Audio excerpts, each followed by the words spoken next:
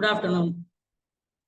11ஆம் வகுப்புல 7ஆம் பாடம் 7வது பாடம் 11th 7th லெசன் வந்து நம்ம பார்த்துட்டு வரோம் இல்லையா?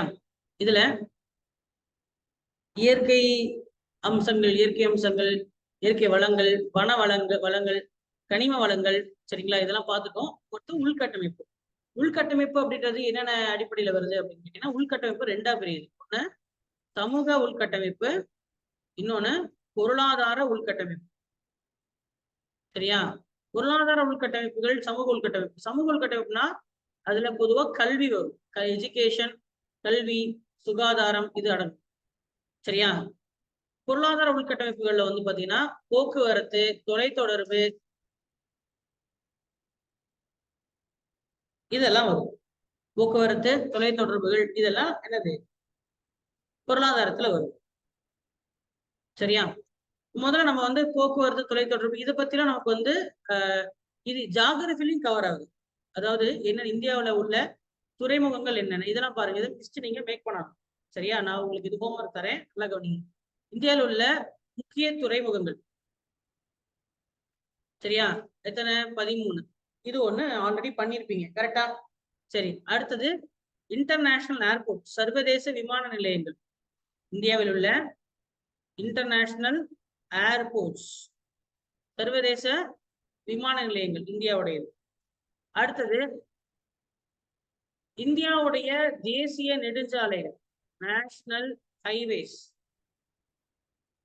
நேஷனல் ஹைவேஸ் உடைய லிஸ்ட், அதுல இருக்கிறதுல எது லார்ஜஸ்ட், ஸ்மாலஸ்ட்ங்கிறது தெரிஞ்சா போகுது. எது லார்ஜஸ்ட் எது, அதே மாதிரி ஸ்மாலஸ்ட் எது, இருக்கிற சிறிய நெடுஞ்சாலைன்னு ஒண்ணு இருக்குல்ல, அது தெரியுது. அடுத்தது இந்தியாவில் உள்ள அணுமின் நிலையங்கள், அட்டாமிக் பவர் ஸ்டேஷன். இதுவும் நான் வந்து வாட்ஸ்அப் சேனல்ல போட்டிருக்கேன், பாத்தீங்களா?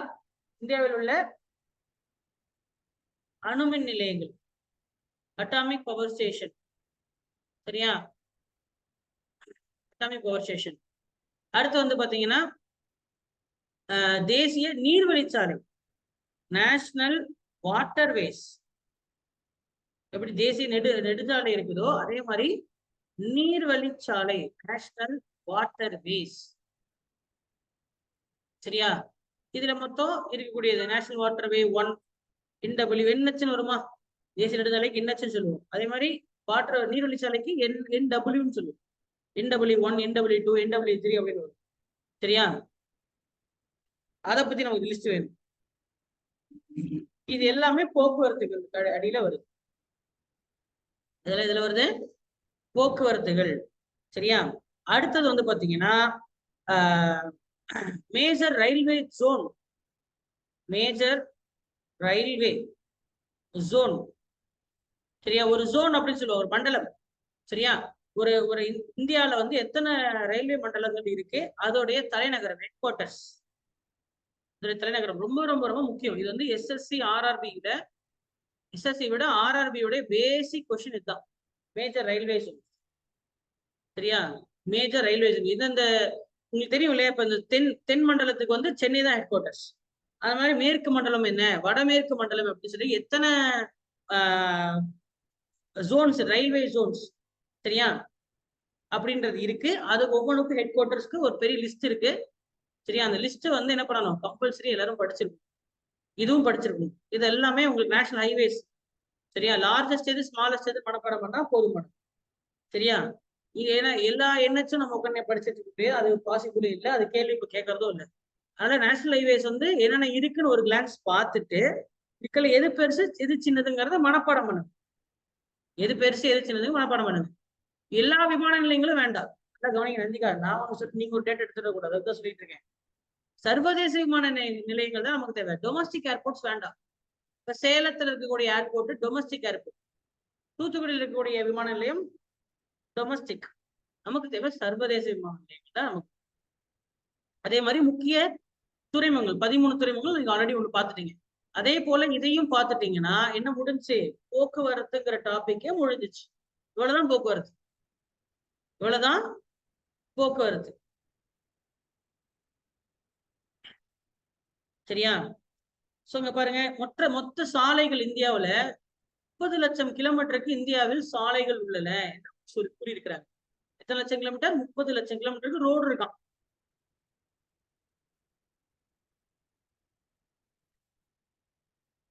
சரியா? அதே மாதிரி ரயில் ரூட், அது ரோடு.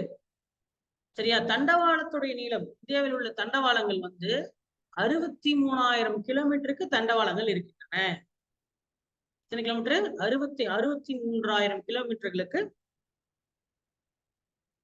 நீளமுடைய தண்டவாளங்களும், அதில் 13,000 கிலோமீட்டர் நீளத்திற்கு, அதில் 13,000 கிலோமீட்டர் நீளத்திற்கு மின் வசதியுடன் எலக்ட்ரிஃபைடு ரயில் ரூட். ஏன்னா தண்டவாளம் வந்து 63,000ங்கிறது டோட்டல், 13,000ங்கிறது எலக்ட்ரிஃபைடு ரயில்வே லைன். ரயில் ரூட்ஸ்னு அடிச்சீங்கன்னா எலக்ட்ரிஃபைடுக்கும் இதுக்கும் டிஃபரன்ஸ் தெரிஞ்சுக்கங்க. நீங்க பாருங்க, இப்போ இந்த தண்டவாளம் போதா, இந்த தண்டவாளத்துல மேல கம்பி தெரியுதா? இந்த மாதிரியான தண்டவாளங்களுக்கு தான் எலக்ட்ரிஃபைடு. சரியா? அங்க பாருங்க, என்னன்னா இது கரண்ட்ல போற ட்ரெயின். இந்த மாதிரி ட்ரெயின் தான் எப்படி போகும்? கரண்ட்ல போகும். இது இல்லைன்னா ட்ரெயின் எப்படி போகும்? டீசல்ல போகும். நீங்க என்ன சொன்னீங்க? நிலக்கரி. நிலக்கரி ட்ரெயினும் இருக்கு. சரியா? நிலக்கரி கோல் நிலக்கரியில ஓடக்கூடிய ட்ரெயின். ஆனா அதுவும் ஆதி காலத்து ட்ரெயின். சரியா? புகையை விட்டுட்டு போகும்ல, புகையை வந்து இந்த மாதிரி நம்ம சின்ன வயசுல வரைவோமே, இந்த மாதிரி போட்டு.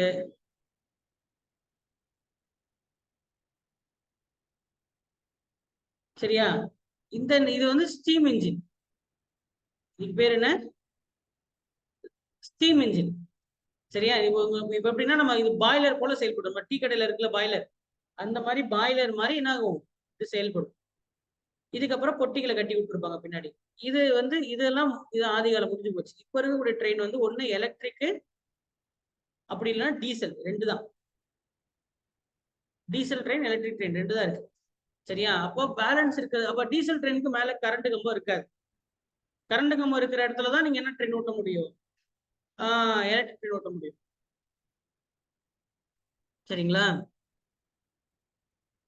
நாமக்கலுக்கு ட்ரெயின் போட்டாங்கல்ல, நாமக்கல் ட்ரெயின் போட்டோன்னே நீ சென்னை போற ட்ரெயின் வந்து சேலத்துல 1 மணி நேரம் நிற்கும். எதுக்குன்னு தெரியுமா? ஏன்னா நாமக்கல் சேலம் அப்போ போட்டும் போது நாமக்கல் சேலத்துக்கு கரண்ட் ட்ரெயின் தண்டவாளம் போட்டாங்க, கரண்ட் கம்பி போடல மேல. அதனால முதல்ல என்ன ட்ரெயின் தான் விட்டாங்க? டீசல் ட்ரெயின் தான் விட்டாங்க. அந்த டீசல் ட்ரெயின் வந்து சேலத்துல சென்னை வரைக்கும் கரண்ட் இருக்கு, கரண்ட்ல ஓடக்கூடிய. அப்ப இங்க நாமக்கல்ல இருந்து சேலம் வரைக்கும் டீசல்ல போயிட்டு, அந்த டீசலுடைய முன் பெட்டி தான் இன்ஜின். இன்ஜின் பெட்டியை மட்டும் கழட்டிட்டு என்ன மாட்டுவாங்க? கரண்ட்ல போற இன்ஜினை மாட்டினா மிச்சத்துக்கு 23 பொட்டி இருக்குல்ல, அப்படின்னா அது என்ன இழுத்துட்டு ஓடிடும். அதை செய்யறதுக்கு 1 மணி நேரம் ஆகும். அதனால சேலத்துல மட்டும் 1 மணி நேரம் நிற்கும் ட்ரெயின். வேற போயிருக்கீங்களா சென்னைக்கு? சேலத்துல மட்டும் ஒரு 3/4 மணி நேரம் மேல நிற்கும். நீங்க 9:45 ட்ரெயின் எடுத்தானா 10:45 இங்க போயிடுவான். மறுபடியும் 11:45 தான் சேலத்துல ட்ரெயின் கிளம்பும். தெரியாது. நான் ட்ரெயின்லயே போனதில்லை சார் அப்படின்றீங்களா ராஜலட்சுமி? சரி.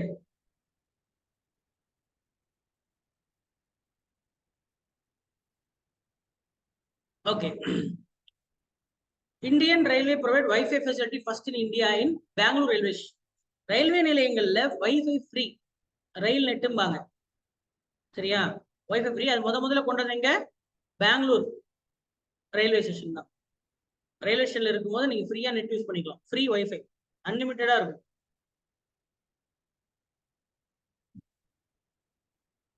ஆனா இதெல்லாம் வந்து ரொம்ப வருஷம் ஆச்சு. 7-8 வருஷத்துக்கு முன்னாடி வைஃபை எல்லாம் ஃப்ரீயா விட்டுட்டாங்க.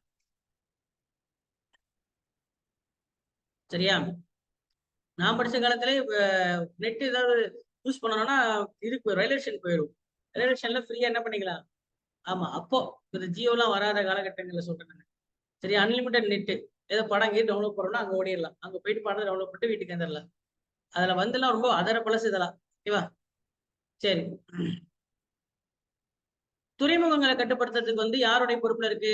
தேசிய துறைமுகங்கள் ஆணையம், ஹார்பர் போர்டு. இதோடைய கட்டுப்பாட்டுல தான் என்ன இருக்கு? நேஷனல் ஹார்பர் போர்டு தான் துறைமுகங்களை கட்டுப்படுத்துது. சரி, அதுக்கப்புறம் வளங்கள். வளங்களை பொறுத்த வரைக்கும் ஆற்றல். ஆற்றல் எப்படி இருக்கும்? புதுப்பிக்கத்தக்க, புதுப்பிக்க இயலாத ஆற்றல்கள் அப்படின்னு சொல்லுவோம். புதுப்பிக்கத்தக்க ஆற்றல்கள் என்ன? அதாவது அல்லல்ல குறையாம வந்ததுன்னா அது புதுப்பிக்கத்தக்க. அதுக்கு லிமிட்டே இல்லை. சரியா? புதுப்பிக்க இயலாதுங்கிறதுக்கு அதுக்கு லிமிட் உண்டு. உதாரணத்துக்கு நம்ம என்ன சொல்லலாம்? நிலக்கரி சொல்லலாம், எண்ணெய் சொல்லலாம், எரிவாயு சொல்லலாம். இதெல்லாம் என்ன இருக்கும்? அல்லல்ல குறையலாம் இல்ல, தீர்ந்து போயிடும். சரியா? எவ்வளவு இருக்கும் அந்த மண்ணுக்குள்ள, எவ்வளவு புதஞ்சு போன மரத்துண்டு எவ்வளவு இருக்கோ அவ்வளவுதான் நிலக்கரி இருக்கும். அதை எடுத்துட்டீங்கன்னா அதை தீர்ந்து போயிடும், அவ்வளவுதான். மறுபடியும் வேற அடுத்ததுக்கு போவீங்க, வேற எங்கேயா மறுபடியும் தோண்டணும். அங்க தீர்ந்து போச்சுன்னா அவ்வளவுதான். ஒரு இடத்துல பூமியில நிலக்கரி இல்லாம போறதுக்கான வாய்ப்பு இருக்கா? இருக்கு. பூமியில பெட்ரோலே இல்லாம போறதுக்கான வாய்ப்பு இருக்கா? இருக்கு. சரியா? அதெல்லாம் புதுப்பிக்க இயலாத, அல்லல்ல குறைஞ்சு போயிடும், தீர்ந்து போயிடும். லிமிட்டெட். அப்ப லிமிட்டெட் யூஸ்னா அது நான் ரெனியூவபிள். புதுப்பிக்க இயலாது, முடியாது, தீர்ந்து போயிடும். சரியா? அதுவே புதுப்பிக்கத்தக்கன்னா அல்லல்ல குறையாது.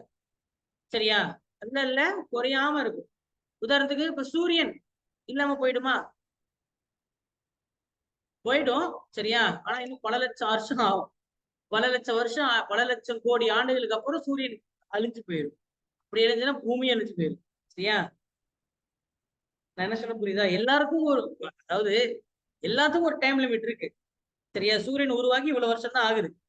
நம்ம சூரியன் உருவாக்கி 4.460 கோடி ஆண்டுகள் தான் ஆகுது. சூரியன் உருவாகி இத்தனை வருஷம் 460 கோடி ஆண்டுகள் தான். பூமி உருவாகியும் 460 கோடி ஆண்டுகள் தான் ஆகும்.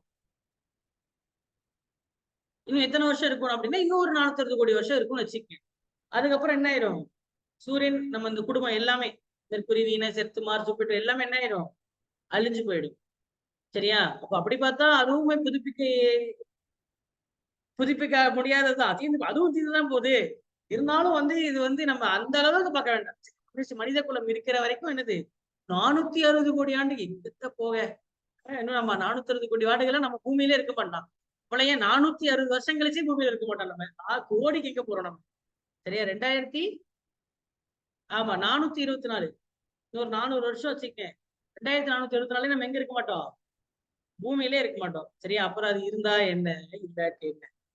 என்ன நந்திகா, எங்க போவன்றீங்களா? எங்க போவோம்? எங்கேயும் போக மாட்டோம், இங்கதான் இருக்குமா? அப்படிலாம் இல்ல, எப்பயோ பூமியெல்லாம் காலி பண்ணிட்டு போயிருக்கோம். சரி, ஓகே. ரினியூபிள் எனர்ஜில என்னென்ன வரும்? எக்ஸாம்பிள் கேட்பான். கீழ்கண்டவற்றில் எதெல்லாம் புதுப்பிக்கத்தக்க அப்படி கேட்பான். அப்ப என்னது? சோலார். சரியா? சூரிய சக்தி, காற்று, அப்புறம் ஓத ஆற்றல். ஓதத்தை பற்றி உங்களுக்கு முன்னாடி கூறியிருக்கேன். ஓதம் என்பது என்ன? ஈர்ப்பு விசையினால் நீருடைய மட்டம் மேல கீழே போயிட்டு வரும். சரியா? ஈர்ப்பு விசையினால், யாருக்கு தெரியாது? ஈர்ப்பு விசையினால், எதோட ஈர்ப்பு விசையினால்? சூரியன் மற்றும் சந்திரனின் ஈர்ப்பு விசையினால். Sun and suns and moon gravity, the level of water rise up and goes down repeatedly. ஒவ்வொரு நாளும் மேல கீழே போயிட்டு வரும். சூரியன் வந்துருச்சா மேல மேல ஏறும் கொஞ்சம். சரியா? சந்திரன் வந்துருச்சா ரொம்ப ஏறும். நிலா போயிடுச்சுன்னா கீழே வருது. சரியா? அதுதான் என்னது? போதை ஆற்றல். அப்புறம் என்ன? புவி வெப்ப ஆற்றல். புவி வெப்ப ஆற்றல். அதுக்கப்புறம் இயற்கை உயிரி உயிரி உயிரி பொருள், உயிரி எரிபொருள். உயிரி எரிபொருள்.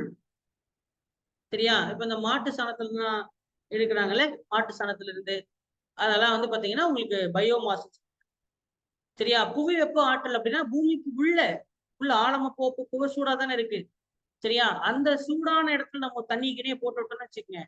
சரியா? அந்த தண்ணி ஆவியா என்ன ஆகும்? வெளில வரும். அதை வச்சு ஃபேனை சுத்த வச்சு ஓட விட்டா, ஒரு 10 கிலோமீட்டருக்கு போரை போடுறோம்.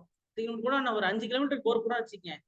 5 கிலோமீட்டருக்கு போரை போட்டு ஒரு பைப்பை விட்டு, சரியா, அதுல தண்ணியை கொட்டினோம்னா தண்ணிய தெரியுமா தெரியாதா? என்ன ஆகும்? இது நிலம். இங்க இப்ப கூகுள் நிக்கிறா அப்படி. சரியா? இங்க கீழே மேக்மா போயிட்டு இருக்கு. என்ன போயிட்டு இருக்கு? எரிமலை குழம்பு. சரியா? ஒரு போரை போட்டு என்ன பண்றோம்? ஒரு போரை ஒண்ணு போட்டு அப்படியே இது இப்படி ஒரு பைப் மாதிரி பிக்ஸ் பண்ணிடும். இதுல தண்ணி உள்ள போச்சுன்னா இங்க கீழே போயிட்டு, இங்க கீழே போனா இந்த தண்ணிங்க என்ன ஆகும்? மேல வரும்போது ஆவியாயிடும் இல்லையா? இன்னும் படல வெப்ப சூட்டுல ஆவியானோன்னு மேல வந்து அப்படியே என்ன பீச்சுக்கிட்ட ஆவியே அடிக்கும். அப்ப அங்க ஒரு ஃபேனை போடு. சரியா? ஃபேனை போட்டு என்ன பண்ணிடலாம், சுத்த விட்டோம்னா கரண்ட் வந்துருச்சுல. என்ன ஒரு மூளை! இதுதான் ஜீவ தர்மம். புரியலையா ராஜலட்சுமிக்கு? ரேவதி, வருண், எப்ப பூமியுடைய வெப்பத்தை நம்ம ஆற்றலா பயன்படுத்தலாம். அதான் புவி வெப்ப ஆற்றல். இதுக்கு ஏதாவது செலவு இருக்கா? ஒரு செலவும் கிடையாது. இதுக்கு என்ன செலவு இருக்கு? நிலக்கரி எரிக்கிறோமா, இல்ல அணு அணு அணு உலை எரிக்கிறோமா? ஏதாவது செலவு இருக்கா? பூமிக்குள்ள இருக்கக்கூடிய வெப்பத்தை நம்ம தண்ணி ஆவியாக்குறதுக்கு பயன்படுத்திக்கிறோம். அந்த ஆவி என்ன ஆகும்? ஓடும். அப்ப அதுல ஃபேனை வச்சா ஃபேன் சுத்தும். ஃபேன் சுத்தினா லெஃப்ட் ஹேண்ட் ரூலா, ரைட் ஹேண்ட் ரூலா? வலது கையா இடது கையா?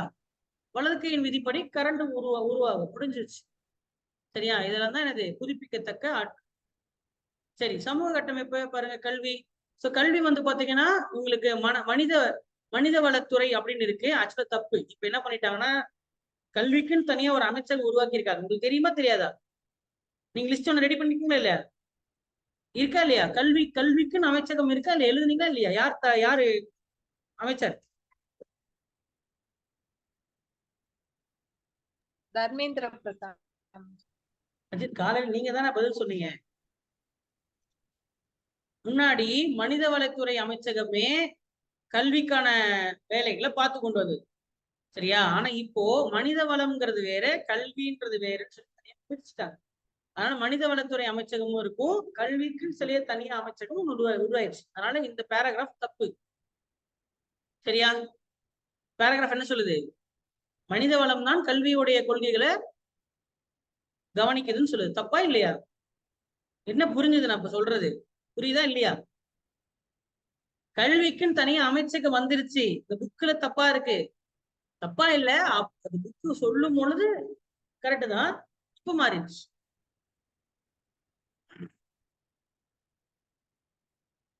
சரியா? 1976 வரை 1976ஆம் ஆண்டு வரை கல்வி என்பது மாநில பட்டியல்ல இருந்தது. நீங்க பாலிட்டி படிக்கும் போது அட்டவணை 7 படிச்சிருப்பீங்க. ஞாபகம் இருக்கா? பாலிட்டியில அட்டவணை 7. அட்டவணை 7ங்கிறது என்ன? மூணா பிரிக்கலாம்.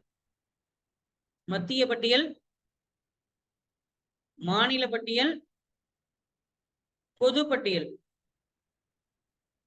சரியா? என்ன பட்டியல் சார் இது அப்படி கேட்டீங்கன்னா, இதுல எந்த பட்டியல்ல அந்த விஷயம் இருக்குதோ அந்த விஷயம் வந்து அதோடைய பொறுப்புல இருக்கு. உதாரணத்துக்கு 1976 வரைக்கும் கல்வி என்பது மாநில பட்டியல இருந்தது. அப்ப கல்வி பற்றிய எல்லா முடிவுகளும் அந்தந்த மாநிலங்கள் தான் எடுக்கும். ஆனா என்ன பண்ணிட்டாங்க 1976க்கு அப்புறம் கல்வியை தூக்கி பொதுப்பட்டியல்ல போட்டாங்க. பொதுப்பட்டியல்னா மத்திய அரசாங்கம் முடிவெடுக்கலாம், மாநில அரசாங்கம் முடிவெடுக்கலாம். ஆனா மத்திய அரசாங்கம் எடுக்கக்கூடிய முடிவு தான் இறுதி. மத்திய அரசாங்கம் எடுக்கக்கூடிய முடிவு தான் இறுதி. அதன் பொதுப்பட்டியல். அதுக்கு அந்த பருத்தி மூட்டை குடோன்ல இருக்கலாமே சார்ன்றீங்களா? அதுக்கு மத்திய அரசாங்கம் பத்திய பட்டியலே போட்டு போயிருந்துருக்கலாமே அப்படின்னு சொல்றீங்களா? சரி, ஓகே. இருந்தாலும் அதான் பொதுப்பட்டியல். பொதுப்பட்டியல்ங்கிறது 2 பேரும் பொதுவா முடிவெடுப்பாங்க. அதை மாத்திட்டாங்க. அதனாலதான் இப்ப நீட் கட்டாயம் அப்படின்றதுக்கு தமிழ்நாடு போராடிட்டு. இதுவே இந்த கல்வி என்பது தமிழ்நாட்டுடைய பட்டியல் இருந்திருந்தா நீட் வேணுமா வேண்டாமாங்கிறத தமிழ்நாடு தான் முடிவெடுக்கணும். மத்திய அரசாங்கம் சொல்றதை கேட்கணுங்கிற அவசியமே இல்லை. போலீஸ் எந்த பட்டியல் இருக்கு? போலீஸ் மாநில பட்டியல்ல. மாநில பட்டியல். சிறைகள் அதுவும் மாநில பட்டியல்ல. மாநில பட்டியல். ஆனா சென்ட்ரல் பிரிசன் இருக்கே, மத்திய சிறைச்சாலை தானே சொல்லுவாங்க. ஓ ஆமா. அதாவது ஒரு தமிழ்நாட்டுக்கு மத்தியமா இருக்கனால சென்ட்ரல். இந்த சென்ட்ரலும் மத்திய அரசாங்கத்துக்கு சம்பந்தம் கிடையாது. சரியா? மத்திய சிறைச்சாலை வந்தா என்ன, இது குரூப் 4ல கேட்ட கேள்வி இது. சரியா? மத்திய சிறைச்சாலை நம்ம என்ன பண்ணிட்டான், ஓ மத்திய அரசாங்கம், ஓ ரைட், அப்ப இது வந்து மத்திய பட்டியல் அப்படின்னு போட்டான். கிடையாது. சிறைகளும் யாரோட கட்டுப்பாட்டுல தான்? யாரு சிறைகளுடைய முடிவுகள் எடுக்கிறதும் மாநிலங்கள் தான். சரியா? ரைட். சோ அப்போ இந்த பட்டியல் என்னென்ன இருக்குங்கிறது சார் உங்களுக்கு நடத்தியிருப்பார். I hope you remember, right? சொன்னாரா இல்லையா? அட்டவணை மட்டும் சொன்னாருங்களா? சரி, அப்போ வந்து இந்த முக்கியமான டாபிக்ஸ் மட்டும் நான் உங்களுக்கு அனுப்புறேன், சேனல்ல போட்டு வருவேன். சரியா? இதுல நிறைய இருக்கு. நிறைய இருக்கு, எல்லாமே படிக்க முடியாது. சரியா? ஒரு சாம்பிளுக்கு ஒரு 4-5, இதுல ஒரு 5, இதுல ஒரு 5, இதுல ஒரு 5 போதும். குரூப் 4க்கு அவ்வளவு போதும். நான் அதை போட்டு விடுறேன். ஓகேவா? சரி, எனக்கு ஞாபகப்படுத்துங்க. அடுத்தது இந்தியாவுடைய கல்வி பாருங்க. இந்தியாவுடைய கல்வி எத்தனை எத்தனை அடிப்படையில பிரிஞ்சிருக்கு? 6 அடிப்படையில பிரிஞ்சிருக்கு. இதுவும் டிஎன்பிஎஸ்சி கேட்ட கேள்வி. இந்தியாவில் எத்தனை அடிப்படையில பிரிஞ்சிருக்கு? 6 அடிப்படையில. Nursery, primary, secondary, higher secondary, graduation, post graduation.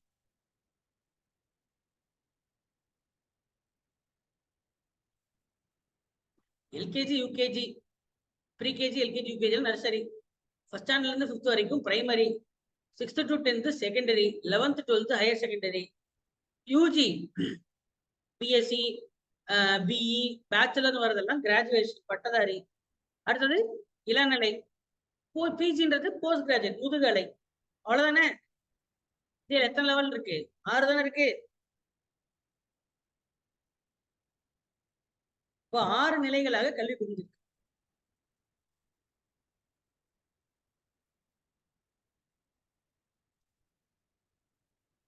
ஆறு நிலைகளாக கல்வி பிரிஞ்சிருக்கு. அதே மாதிரி வந்து பல்கலைக்கழகத்தெல்லாம் கட்டுப்படுத்தக்கூடிய ஆணையம் எது அப்படின்னு கேட்டீங்கன்னா எழுதிங்க, யூனிவர்சிட்டி கிராண்ட் கமிஷன்.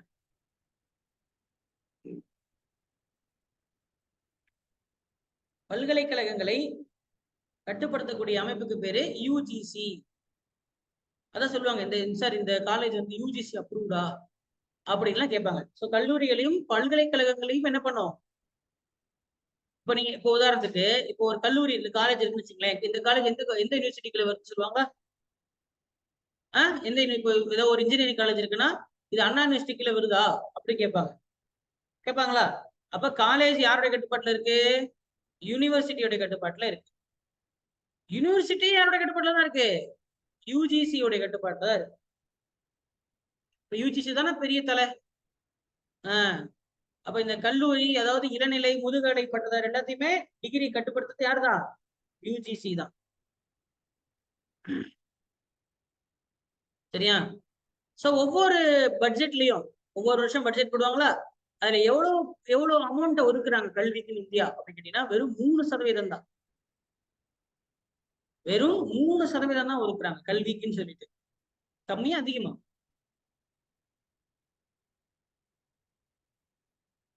கல்விக்குன்னு பண்ற செலவு எவ்வளவு? இப்போ மாசம் 50,000 ரூபாய் சம்பாதிக்கிறீங்கன்னு வச்சுக்கோ, நீங்க எவ்வளவு கல்விக்குன்னு செலவு பண்ணுவீங்க? ஒரு சராசரியா இப்போ நம்ம ஊர்ல இருக்கிறவங்க அப்பா அம்மாக்கள் பாதி போயிருது இல்லையா? 50,000 ரூபாய் சம்பாதிக்கிற அப்பா 25,000 ரூபாய் என்ன பண்றாரு? படிப்புக்குன்னே பையனுடைய படிப்புக்கோ இல்ல மகளுடைய படிப்புக்கோ செலவு பண்ணிடுறாரு. அவ்வளவுதானே? அப்ப 50% செலவு பண்றாரு. ஆனா இந்தியா எவ்வளவுதான் செலவு பண்ணுது? வெறும் 3%. ஜிடிபியில 3% தான் செலவு. இந்தியாவுடைய பாதுகாப்பு எவ்வளவு செலவு பண்ண தெரியுமா? இந்தியாவின் பாதுகாப்பு, ராணுவம், இந்த போர் விமானம், ஏவுகணை, அதுக்கெல்லாம் எவ்வளவு செலவு பண்ண தெரியுமா? அதுவும் 3%. அப்ப கல்விக்கும் 3%, பாதுகாப்புக்கும் 3%. சுகாதாரம், இந்தியாவுடைய சுகாதாரம், இந்த மருத்துவ வசதி அதெல்லாம் இருக்குல்ல, அதுக்கு தெரியுமா?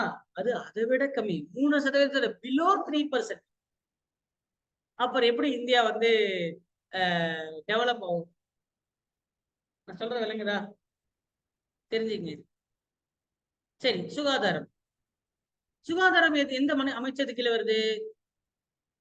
சுகாதாரம் மற்றும் நலத்துறை அமைச்சகம், health and family welfare. Health and family welfare, சுகாதாரம் மற்றும் குடும்ப நலத்துறை அமைச்சகம். அதோடைய தலைவர் யாரு? மினிஸ்டர் யாரு? யார் மினிஸ்டர்?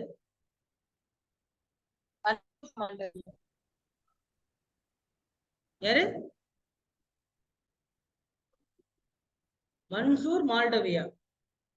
சரியா? அதே மாதிரி ஆயுஷ்னு தனியா அமைச்சகம் ஒண்ணு இருக்கா? ஆயுஷ்ங்கிறதுக்கு ஆயுர்வேதா, யுனானி, யோகா, சித்தம், ஹோமியோபதி, அதாவது மாற்று மருத்துவம். நம்ம இங்க வெள்ளக்கார மருத்துவம் சொல்றது அல்லோபதி. சரியா? அல்லோபதிக் மெடிசன் அப்படின்னு சொல்லுவாங்க.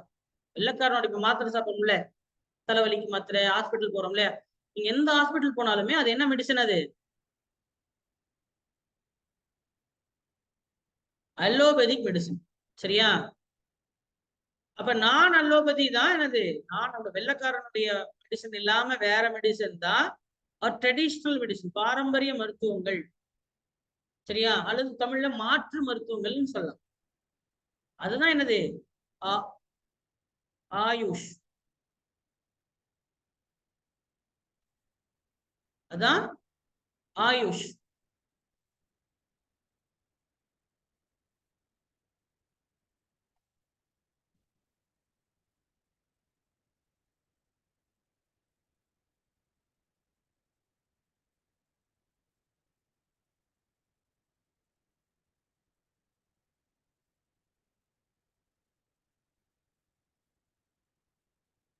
பொருளாதார சிந்தனைகள், பொருளாதார சிந்தனைகள்.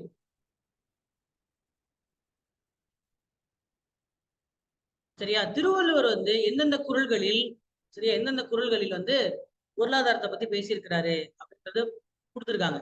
சரியா? குறள் 61, குறள் 61, குறள் 1032, குறள் 61, சரியா, குறள் 1032. இது இல்லாமல் மாறி பொழிதால் தான், அதாவது மழை பொழிதால் தான் பொருளாதாரம் வளரும் அப்படின்னு ஒரு இடத்துல சொல்லியிருக்கிறாரு. விவசாயம் தான் பொருளாதாரத்துடைய அடிப்படை அப்படின்னு குறிப்பிட்டிருக்காரு. ஆனா இது உண்மையா? இப்போ உண்மையா? அது திருவள்ளுவர் காலத்துல அது உண்மை. இப்ப விவசாயம் தான் பொருளாதார அடிப்படையா? இல்ல, சேவைத்துறை தான் பொருளாதாரத்துக்கு அடிப்படையா இருக்கு. சரியா? ஓகே, இருந்தாலும் பரவாயில்ல, அவர் காலத்துல அது கரெக்டா சொல்லியிருக்காரு. ஆமா.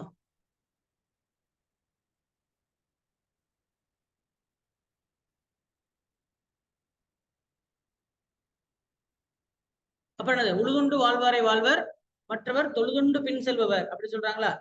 அப்ப அதுவும் என்னதான் பொருளாதார நடவடிக்கை பத்தி தான் பேசுறாரு. எத்தனை குறள் இருக்கு? 1330 குறள். 1330 குறளுமே இந்த காலத்துக்கு பொருந்தும் வகையில் இருக்குமா? எல்லாமே இந்த காலத்துல பொருந்தும் வகையில யோசிச்சு சொல்லுங்க பார்ப்போம். உலக பொதுமறை நந்திகா 1330 குறளும் இந்த காலத்துக்கு ஏத்த மாதிரி அப்ப சொன்னது இப்ப அப்ளை ஆகுமான்னு கேக்குறேன். ஆகாதா? ஆகுமா? ஒரு குறள் கூட முன்ன பின்ன இருக்காது. 1330 குறளும் அப்ளை ஆகுமா? என்னப்பா?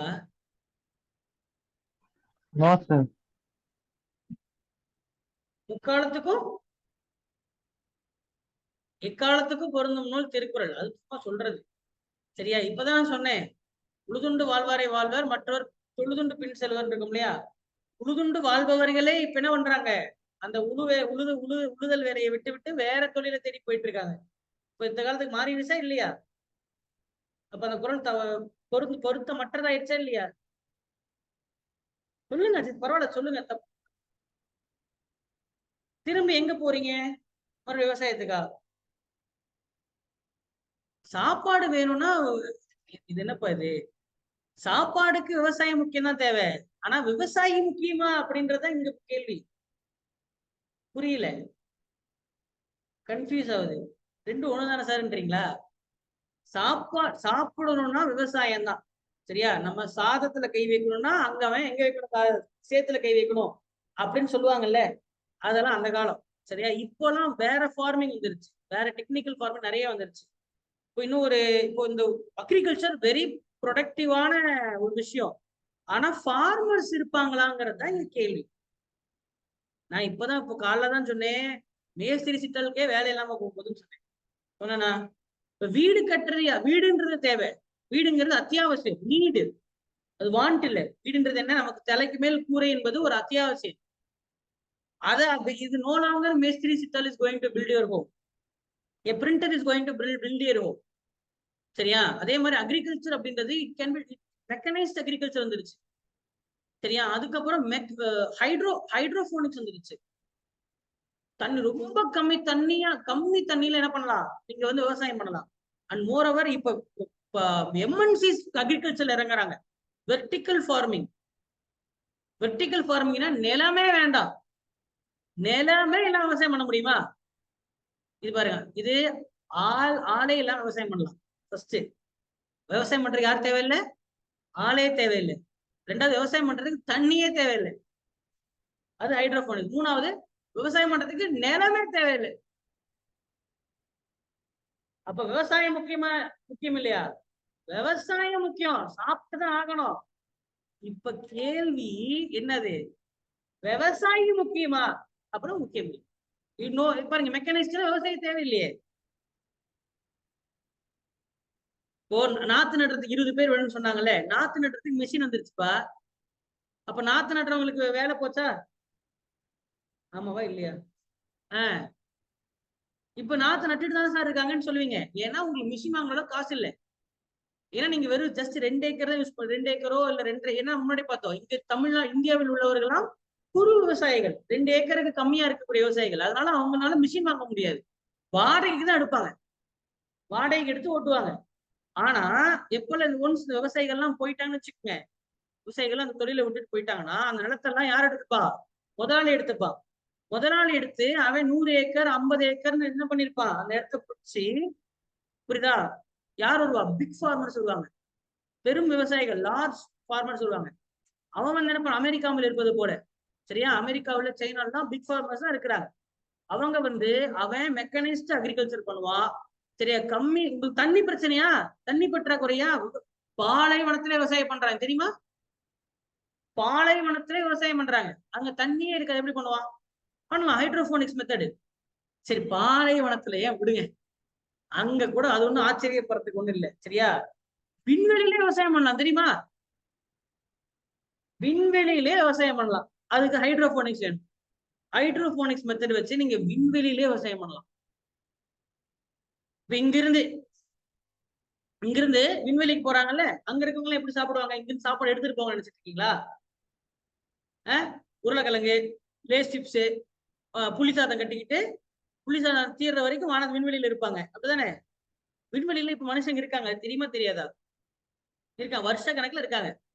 30-40 பேருக்கு மேல இருக்கிறாங்க, ஆராய்ச்சி கூடங்கள்ல இருக்காங்க, இருந்துகிட்டே இருப்பாங்க. ஒரு வருஷம் இருப்பாங்க, மேல கீழே வந்துருவாங்க, மறுபடியும் ஒரு வருஷம் மேல போயிருப்பாங்க, கீழே வந்துருவாங்க. அவங்க சாப்பாடுக்கு எப்படி போகும்? இங்கிருந்து ராக்கெட் அனுப்பி சாப்பாடு தண்ணி எல்லாம் இங்கிருந்து போயிட்டு இருக்கா? இல்ல நான் அன்னைக்கு பண்ண மாதிரி சாப்பாடு வேண்டும் அப்படின்னு சொல்லி லைட் எடுத்து காப்பாங்களா? இங்க தூக்கி போடுறா பொட்டல தூக்கி போடுறா அப்படி சொல்லி விண்ணில தூக்கி போடுவா பொட்டலத்தை கபக்குன்னு பிடிச்சிப்பாங்க அப்படின்னு. சோறு எங்கிருந்து வரும்? அவனுக்கு தேவையான சாப்பாடு அவனே விவசாயம் பண்ணி தான் எடுத்துக்கிறான், சரியா? அதுக்கு தாப்பாங்க. தண்ணி ரொம்ப கம்மி, நிலம் இல்ல, மண்ணு ரொம்ப இல்ல, அப்புறம் எப்படி திம்பான்? அவனுக்கு ஆரோக்கியம் வேணும்ல. இப்ப என்ன எதை திம்பானா மாட்டானா? மாத்திரை போட்டு பாருங்க நினைச்சிட்டு இருக்கீங்களா? சரி, மாத்திரைனாலும் அது எங்கிருந்து வரும்? எங்கிருந்து சாமி வரும்? விவசாயத்துல தானே வரும். மாத்திரையே தின்னு இருப்பீங்களா? பசிக்காம மாத்திரையா வருஷம் ஃபுல்லாவா? சரி, அடுத்தது என்ன? சரி, தண்ணி வேண்டாம், நிலமாவது வேணும்ல சார்? அதுவும் வேண்டாம் சார். அதுவும் இல்ல, நிலம் வேண்டாம். நிலமே உங்களுக்கு வந்து இப்ப பறந்த நிலம், சரியா? வெர்டிக்கல் இப்படி போகும் மேல. கம்மி நிலத்திலே ஒரு 400 சதுரடி தான் சார் இருக்கு. 400 சதுரடியில ஒரு 10,000 அரிசி மூட்டை எடுக்க முடியுமா? வெறும் 400 சதுரடி, இவ்வளவுதான், சரியா? இதுல 10,000 அரிசி மூட்டை எடுக்க முடியுமா? வருமா? வரும் கோபால். என்ன கோபால் நீங்க இப்பதானே சொன்ன வெர்டிக்கல்னா என்ன? செங்குத்தா ஏத்து, செங்குத்தாப்பா, லேயர் லேயரா வை. அடுக்குமாடி, அடுக்குமாடியில நீங்க மனுஷன் தங்குறா, அடுக்குமாடியில விவசாயம் பண்ணக்கூடாதா? அதான் வெர்டிக்கல் ஃபார்மிங். நீங்களாம் ரொம்ப நாதி காலத்துல இருக்கீங்க, சரியா? வாழ்ற 2024லயா இல்ல 1944லயா? இன்னும் வந்து சார் விவசாயம் எல்லாம் எப்படி சார் அப்படின்னு. விவசாயிக்கும் விவசாயத்துக்கு சம்பந்தம் இல்லாம பல நாள் ஆயிப்போச்சு. இவ்வளவு நேரம் எக்கனாமிக்ஸ் என்ன நடத்திட்டு இருந்தேன்? ஜிடிபி கம்மியாயிட்டே போயிட்டு இருக்குல்ல. அக்ரிகல்ச்சர் இருந்து வரக்கூடிய ப்ராடக்ட், தக்காளி வேணும், வெங்காயம் வேணும், கேப்சிகம் வேணும், சரியா? நூக்கல் வேணும், ஆப்பிள், ஆரஞ்சு எல்லாம் வேணும். அதெல்லாம் பண்றதுக்கு இப்போ சின்ன விவசாயி போய் பெரிய விவசாயி வருவான். புரியுதா? விவசாயமும் என்னதான், அதுவும் ஒரு தனியார் துறை தான். விவசாயம் தனியார் துறை தானே, கவர்மெண்டா நடத்துது. தனியார் துறை விவசாயத்துல சின்ன சின்ன சிறு முதலாளிகள் தான் இருக்கிறாங்க. சிறு குறு முதலாளிகள் போயிட்டு பெரும் முதலாளிகள், முதலை போல இருக்கக்கூடிய முதலாளிகளா வருவாங்க. முதலாளிகள் வருவாங்க. எம்என்சி வருவா அப்படி. சரியா? அவன் அவன் எடுத்து என்ன பண்ணுவான்? பேட்டன் பண்ணிடுவான். அப்ப சாப்பிடுற உங்களுக்கு சூப்பர்மா, உங்களுக்கு சந்தையில காய்கறி வர வரைக்கும் உங்களுக்கு பிரச்சனை இல்ல. இந்த தக்காளி எங்கிருந்து வந்துச்சுன்னு உங்களுக்கு கவலை இருக்கா? எப்படி வந்துச்சுன்னு கவலை இருக்கா? எப்படி வளர்த்தான்னு கவலை இருக்கா? கிலோ எவ்வளவு? அந்த பதின கவலை தானே உங்களுக்கு இருக்கு. என்னப்பா இது எங்கிருந்து, இந்த தக்காளி எங்கிருந்து வந்து தெரியுமா? இதுக்காக எவ்வளவு விவசாயி வேர் வச்சிருக்கா? அதெல்லாம் எனக்கு தேவையில்லை. நல்லா கொல கொலன்னு இருக்கா? அழுகாம இருக்கா? உள்ள புல் பூச்சி இல்லாம இருக்கா? பளிச்சுன்னு இருக்கா தக்காளி? இதுதானே பாப்பீங்களா? இல்ல இந்த எடுக்கும் போது இந்த தக்காளி எந்த எந்த நிலத்துல இருந்து வந்துச்சுங்க? செம்மண் பூமியா களிமண் பூமியான்னு போய் விசாரிச்சுட்டு இருப்பீங்களா விவசாயிட்ட? சந்தையில, உலர் சந்தையில கிலோ எவ்வளவு? இவ்வளவுதான் சொல்லுவீங்க. சரி, ஆள் பாக்குறதுக்கு இவனே கொஞ்சம் கோக்குமாக்கா தான் இருக்கா, நம்மளே என்ன பண்ணோம், கம்மி பண்ணோம், 1.5 கிலோ போடுவாங்க அப்படின்னு. இப்பதான் ட்ரெண்ட் ஓடிட்டு இருக்கு. 1 கிலோ 2 கிலோ சொல்றது போயிட்டு என்னது 1.5 கிலோ 1.25 கிலோ அப்படின்ற மாதிரி என்ன பண்ண அவனே சேர்த்து சொல்லுவான். அப்படி எப்படி இருந்தாலும் 1க்கு மேலதான், அப்ப நமக்கு கம்மியா தான் கிடைக்குது, சரி கூடுன்னு வாங்கிட்டு வந்துடும். அப்படிதானே? ஆமாவா இல்லையா? இது நாட்டு பூண்டுங்களா? இது எங்கிருந்து தக்காளி எங்கிருந்து வருது? அதான் கேக்குறோமா? கிடையாது. அப்ப என்ன அர்த்தம்? விவசாயிக்கும் விவசாயத்துக்கும் சம்பந்தம் இல்லாம போய் ரொம்ப நாள் ஆகி போச்சு. இன்னும் டயலாக் எல்லாம் பேசிட்டு இருக்க கூடாது. சரியா? பேசினாலும் பிரயோஜனம் இல்ல. பேச நல்லா தான் இருக்கும். யார் போய் செய்யறது? லாபம் இல்லாத தொழில் யார் செய்வா? நீங்க செய்வீங்களா? அப்புறம் சரி okay, leave TNPSC, go and take a land, to farming பண்ணலாம்ல. அப்புறம் அப்புறம் எதுக்கு டிஎன்பிசி படிச்சுக்கிட்டு? இதை விட அதுல நிறைய லாபம் தான் அங்க பண்ண வேண்டியதானே. அதுல இன்னும் புதுசா இதுல புது பொருளை கிளப்பிருக்காங்க. சார் ஐடி கம்பெனில இருக்கவங்களே 2 லட்சம் 2 லட்சம் 3 லட்சம் மாதம் சம்பளம் வாங்குவவர்களே விவசாயத்தை வராங்க. அவன் வரான், ஒரு 10 மாசம் கழிச்சு போய் அவனை கேட்டாதான் சொல்லுவான் உண்மையா பொய்யான்ட்டு. தம்பி இன்னும் இருக்காரா இல்ல வேலை வெட்டி இந்த வேலையை நிலத்தை வாங்குறவ விட்டுட்டு மறுபடியும் ஐடி கம்பெனிக்கே ஓடிட்டாராங்கிறது. சொல்றீங்கப்பா, வர்றத சொல்றீங்க, மறுபடியும் அதையும் அதுலயே இருக்கிறாராங்கிறத போய் யார் பாக்குறா? இல்ல இல்ல. no longer feasible, but agriculture is a very important needful thing to human being. அதை நீங்க சாப்பிடாமலாம் எல்லாம் இருக்க முடியாது, சாப்பிட்டுதான் ஆகணும். ஆனா விவசாயிங்க பண்ண மாட்டோம். சரியா? அதுக்கு பதிலா யாரு செய்வா? மெஷின் செய்யும். புரியுதா? மருந்து மருந்து மருந்து வீசுறாங்கல்ல, இந்த என்பிகே ஃபெர்டிலைசர்ஸ் போடுறாங்கல்ல, கையில தூக்கி இப்படி விசிறுவாங்களே பாத்துருக்கீங்களா? பூச்சிக்கொல்லி போடுறது, நெல்லு போடுறது. சரியா? ஒவ்வொருத்தர் படிப்போம் பூச்சி மருந்து அடிப்பாங்களே, அதெல்லாம் இனிமேல் மனுஷன் செய்ய மாட்டான். மாஸ்க் எல்லாம் கட்டிட்டு பின்னாடி ஒரு ஒரு இது கட்டிட்டு, அது யார் செய்வா இப்போ? நீங்களே சொல்லுங்க. சத்தமா? ட்ரோன் செய்யும். சரியா? யார் செய்வா? ட்ரோன். அப்ப உங்களுக்கே தெரியுது இல்ல, அவர் வேலை இல்லாம தானே போகுது. அவர் விவசாயத்தை சார்ந்திருக்காரா இல்லையா? அந்த பூச்சி மருந்து எடுக்கிறவரு விவசாயம் இங்க இருக்கா இல்லையா? விவசாயம் இருக்கு. விவசாயி இருப்பானா இருக்க மாட்டானா? அப்ப நான் சொல்றது சரியா இல்லையா? வேற மாற்றுக்கிறது. சரி, ஓகே. அடுத்தது அதே மாதிரி திருக்குறள்ல எல்லாமே இந்த காலத்துக்கு பொறுத்துதான் இருக்காது. சரியா? திருக்குறள் நிறைய பெண்களை அடிமைப்படுத்தக்கூடிய கருத்துக்கள் நிறைய இருக்கு. பெண்களை பற்றிய கருத்துக்கள் எதுவுமே இந்த காலத்துக்கு பொருந்தவே பொருந்தாது. சரியா? நீங்களே படிச்சிருப்பீங்க. இப்ப நீங்க கூப்பிட்ட குரலுக்கு ஒரு ஒரு கணவன் கூப்பிட்ட குரலுக்கு மனைவி வரணும் அப்படின்னு ஒரு திருக்குறளே இருக்கு. இப்ப எங்க வராங்க? இப்ப மாறிடுச்சு. மனைவி கூப்பிட்ட குரலுக்கு கணவன் வரணும், இல்லையெனில் சவுக்கடி விழும் அப்படின்னு தான் இருக்கு இப்போ. ஆமாவா இல்லையா? என்னப்பா நான் இல்லைன்னு சொல்லிட்டு இருக்கேன். நிஜமாதான். ஒரு பத்தினின்ற முறை இருக்கு. சரியா? அதாவது என்னது, இது இப்படி இருந்தால்தான் ஒரு சிறந்த பெண். 7 வானவர்களும் அந்த பெண்ணை பாராட்டுவார். கணவன் சொல் தட்டாமல் இருக்கணும் அப்படின்ற மாதிரி. எங்க இருக்காங்க? இல்ல அப்படிதான் இருக்கு. சரி, எங்க இருக்காங்கிற கேள்வி நம்ம பேச்சுக்கே வர வேண்டாம். அது சரியாங்கிற பேச்சுக்கு தான் இப்ப நம்ம போய் அதுதான் சரியா? தப்பு யார் பேசினாலும் தப்புதான், நியாயம் யார் பண்ணாலும் சரிதான். அப்ப அதனால அந்த அந்த திருக்குறள் பொருந்தாது. கரெக்டா இல்லையா? எப்பொருள் யார் யார் வைக்கிறப்பின் மெய்ப்பொருள் காண்பது அறிவு, அது சரிதான், அது மாறாது. அதனால எல்லாமே நான் முன்னாடியே சொல்லிருக்கேன், வரலாறு படிக்கும் போது அது திருவள்ளுவராவே இருந்தாலும் சரி, நோ ஒன் இஸ் பர்ஃபெக்ட். எல்லாத்தையும் தூக்கி மேல என்ன பண்ணக்கூடாது, தலை மேல வச்சுக்க கூடாது. எல்லாத்துலயும் குறை இருக்கும். 100% பர்ஃபெக்ட் அப்படின்னு எதுவுமே இல்லை, தெரிஞ்சுக்க. சரியா? எல்லாருக்கும் சொல்ல வரேன், there is no nothing is 100% perfect. TNPSC கொஸ்டின்ல 4 கொஸ்டின் 5 கொஸ்டின் மிஸ்டேக் வரும். சரியா? மிஸ்டேக் வரும்னு அவனுக்கு தெரியுமில்ல. தமிழ்நாடு அரசாங்கமே ஒன்னா சேர்ந்திருக்குல்ல. எத்தனை கல்வி மேதைகள், எத்தனை பிஹெச்டின்னு எத்தனை இருக்கு. யாரா வச்சு பிழையே இல்லாத கொஸ்டின் ரெடி பண்ண சொல்லுங்க அப்போ. இது வரைக்கும் வந்தது இல்லை, கடல்ல இல்லை. ஒரு கொஸ்டின் கூட என்ன மிஸ்டேக் எல்லாம் வந்ததே கிடையாது. ஒண்ணு இங்கிலீஷ் தமிழ்ல டிரான்ஸ்லேஷன் தப்பா இருக்கும், இல்ல ஆன்சர் தப்பா இருக்கும். நான் என்ன சொல்றேங்கிறது புரியுதா? தமிழ்நாட்டு அரசாங்கத்தினாலேயே ஒரு பிழை இல்லாமல், சிறு பிள்ளை இல்லாமல் ஒரு டிஎன்பிசி தேர்வு என்ன நடத்தவே முடியல. அப்ப இதுல என்ன தெரியுது? No one is perfect, nothing is perfect. Why are you going to no one? Don't personify. 100% efficiency உலகத்துல கிடையாது. 100% எஃபிஷியன்சி உடைய எந்த பொருளும் உலகத்தில் கிடையாது. சரியா? எல்லாருக்கும் நல்லது செய்து கடவுளாலையும் முடியாது. சரியா? அப்படி செய்யறாருன்னா எல்லாரும் அக்கௌண்ட் ஒரு கோடி ரூபாய் போட்டுட்டா பிரச்சனை இல்லாம இருக்கும்ல. ஏன் பிச்சைக்காரன் பாவம் பிச்சை எடுத்துட்டு இருக்க போறான்? சரியா? ஏன் ஆக்சிடென்ட்ல அவ்வளவு பேர் சாக போறாங்க? குழந்தைகள் இறந்து போறாங்க. பிறந்த உடனே சில குழந்தைகள் இறந்து போறாங்க இல்லையா? அப்ப நம்ம அதை என்ன சொல்லிடுவோம், விதின்னு சொல்லி தப்பிச்சிருவோம். சரியா? அது எழுதி இருக்குங்க அப்படின்னு. ஏன் சார் அதை எழுதினாரு? அது அப்ப மட்டும் என்ன பேனா உடச்சி போச்சா? இல்லையா? சோ இப்ப என்ன தெரியுது, இது நீ பிசிக்ஸ்ல சொல்லணும்னா we call it as entropy. எல்லாமே ஒரு சீரான ஒரு பொருள் சீர்கெட்ட பொருளை நோக்கி தான் நகர்ந்து கொண்டிருக்கு. சிம்பிள், அது என்ட்ரோபி. இது லா ஆஃப் தெர்மோடைனமிக்ஸ் சொல்லுவாங்க. என்னது? தெர்மோடைனமிக்ஸ். யாராவது படிச்சிருக்கீங்களா ஸ்கூல்ல இருக்கு.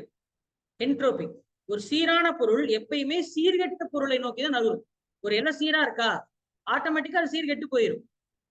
இயற்கையிலேயே நீங்களாம் ஒண்ணு சார் யாராவது கலைச்சு விட்டாங்களே, யாரும் கலைக்க வேண்டாம், யாரும் கலைக்க வேண்டாம். அதுவாவே என்ன ஆயிரும்? ஆமா, அதுவாவே சீர்கெற்றும். இதான் என்ட்ரோபி பாங்க. இது இயற்கையிலேயே. ஆனா சீர்கெட்ட பொருள் ஆட்டோமேட்டிக்கா சீரா மாறாது, ஆப்போசிட் நடக்காது. சீரான பொருள் என்னவா மாறும்? சீர்கெட்டு போகும். ஆனா சீர்கெட்ட பொருள் என்னவா மாறாது. உதாரணத்துக்கு இப்போ ஒரு இந்த ஃபுல்லா நான் குட்டி குட்டி பந்தா போட்டு வச்சிருக்கேன் இதுக்குள்ள இந்த தண்ணிக்குள்ள. இப்ப நான் கொட்டினேன்னா என்ன ஆகும்? எல்லாம் சிதறி ஓடி போயிடும். அது நடக்கும். சீரான பொருள் சீர்கெட்டு போகும். ஆனா அந்த கொட்டின எல்லா பொருளும், எல்லா பந்து குட்டி குட்டி பந்து எல்லாம் சேர்ந்து அந்த டப்பாக்குள்ள மறுபடியும் ஃபில் ஆயிருக்குமா? சீர்கெட்ட பொருள் எல்லாம் சேர்ந்து சீரான பொருளா மாறுமா? அப்படின்னா மாறாது. புரியலையா நான் சொல்றது? ஆப்போசிட் தான் நடக்கும்.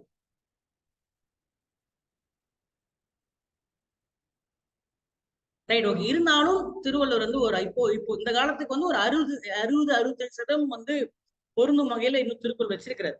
ஆனா இன்னும் ஒரு 4 வருஷத்துக்கு அது இன்னும் குறையும், 40 மாறும். ஒரு இடத்துல அது எல்லாமே எப்பொருள் யார் வரை சொல்லும் மெய்ப்பொருள் காண்பதறின்னு இருக்கு. ஆனா கூகுள் அடிச்சு பார்த்தா எல்லாமே கரெக்டாவே சொல்லிடுது இல்ல. இப்போ கூகுள் சொன்னா கரெக்ட் அப்படின்ற ஒரு மனநிலைக்கு வந்துட்டீங்களா நீங்க? கூகுள் கரெக்டான யாராவது செக் பண்றீங்களா? சார் கூகுள்ல சொல்லியிருக்கு சார், நீ என்கிட்ட சண்டைக்கு தான் வருவீங்க. கூகுள் சொல்றது சரிதானு நிறைய அதுக்கும் கூகுள் தப்பு சொல்லாதுங்க அப்படின்ற ஒரு மனநிலைக்கு வந்துட்டீங்கல்ல. என்னப்பா அப்ப இன்னும் கொஞ்சம் போச்சுன்னா தப்பே கம்ப்யூட்டருங்க, அது எப்படிங்க கம்ப்யூட்டர் தப்பா சொல்லுவோம் அப்படி வந்துட்டீங்கல்ல. யாரும் மேக்ஸ்ல கால்குலேட்டர் தப்பு போடுறீங்கல்ல, கால்குலேட்டர் சொல்றது யாரும் சந்தேகப்படுறீங்களா? எப்பொருள் யார் வாய் அந்த வாய் கால்குலேட்டர் வாயா இருந்தாலும் 21x22 போட்டா சொல்றது அப்படி நம்புறீங்கல்ல. இப்ப மாறிட்டீங்களா இல்லையா? அது செய்ய முடியுமா? கால்குலேட்டர் பொய் சொல்லாதுப்பா அப்படி சொல்லுவீங்களே. அப்ப இக்காலத்துக்கு பொருந்துமா? என்ன சார் இப்படி எல்லாம் பேசினா அப்புறம் திருவள்ளுவர் எப்படி சார், ஒரு பாவம் சார், விட்டுருங்க சார் அப்படின்னா சரி விட்டுறலாம். சரியா? அவர் நிறைய என்ன பண்ணிருக்காரு, சம்மந்தப்பட்ட சொல்லியிருக்காரு. இங்க என்ன கேள்வி கேட்பான்னா அது எத்தனாவது குறள் அப்படின்னு கேட்கறதுக்கான வாய்ப்புகள் இருக்கு. சரியா? அதே மாதிரி இதை சொன்னது யார், இந்த சிந்தனையை சொன்னது யாருன்னு கேட்கறதுக்கு வாய்ப்பு இருக்கு. அப்போ வந்து இது நீங்களே படிக்கலாம், ஒன்றும் கஷ்டமான கிடையாது. தமிழ்ல படிங்க. தமிழ் இந்த குறள் இங்கிலீஷ்ல இருக்கும், நம்ம கன்ஃபியூஸ் ஆகும். சரியா? தமிழ்ல படிங்க. சோ பொது செலவு, பொது நிதி, விவசாயம் பற்றி, சரியா, உற்பத்திக்கான காரணிகள் பற்றி, மழை பற்றி, சரியா, அது சிம்பிளா அந்த கொஸ்டினை பார்த்தாலே சொல்லிடலாம் கண்டிப்பா திருவள்ளுவர் தான் சொல்லியிருப்பாரு அப்படின்னு. அதான் ஈஸியா தான் இருக்கும். சரியா? ஆமா. சுயசார்புடைய பொருளாதாரத்தை வந்து அவரு சொல்றாரு. சுயசார்பு, அதாவது இந்தியா தனக்கு தேவையான பொருட்களை இந்தியாவிலே உற்பத்தி பண்ணணும் அப்படின்னு சொல்றாரு. மேக் இன் இந்தியா திட்டத்தை சொல்றாரு. அப்படிதான் நம்ம 1991 வரைக்கும் இருந்தோமா? அது வேண்டாம்னு சொல்லி இப்ப மாறிட்டோம். அப்ப அதுவும் பொருந்தல. 1991 வரைக்கும் நமக்கு வெளிநாட்டுல இருந்து நம்ம நம்பாம இருந்தோம்ல. அதாவது எல்பிஜி வேண்டான்னு சொல்றாரு. திருவள்ளுவர் என்ன சொல்றாரு? எல்பிஜினா வீட்டுக்கு போறமே அந்த எல்பிஜியா? வீட்டு கேஸ் அந்த எல்பிஜி இல்ல. லிபரலைசேஷன், பிரைவேடைசேஷன், குளோபலைசேஷன், தாராளமயமாகுதல், தனியார் மயமாகுதல், உலகமயமாகுதலுக்கு ஆப்போசிட் சுயசார்பு. உங்களுக்கு தேவையான பொருளை நீங்களே உற்பத்தி பண்ணிக்கங்க அப்படின்னு சொல்றோம். நான் முன்னாடியே சொல்லிட்டேன், இன்னொருத்தனை சார்ந்து இல்லைன்னா பொருளாதாரமே இல்லைன்னு நான் சொன்னேன். ஞாபகம் இருக்கா? சார்ந்து இருப்பதே பொருளாதாரம், செலவு செய்வதே பொருளாதார நன்மை. சரியா? உங்களுக்கு வேணா கஷ்டமா இருக்கா? ஐயோ வலிக்குது, 500 ரூபாய் செலவா போச்சுன்னு வலிக்கும். ஆனா உங்களின் செலவு இன்னொருத்தனின் லாபம். செலவை குறைச்சா பொருளாதாரம் என்ன ஆகும்? கீழே இறங்கும். கீழே இறங்குனா உங்களுக்கு வேலை போகும். வேலை போச்சுன்னா மறுபடியும் பாக்கெட்ல காசு இருக்காது.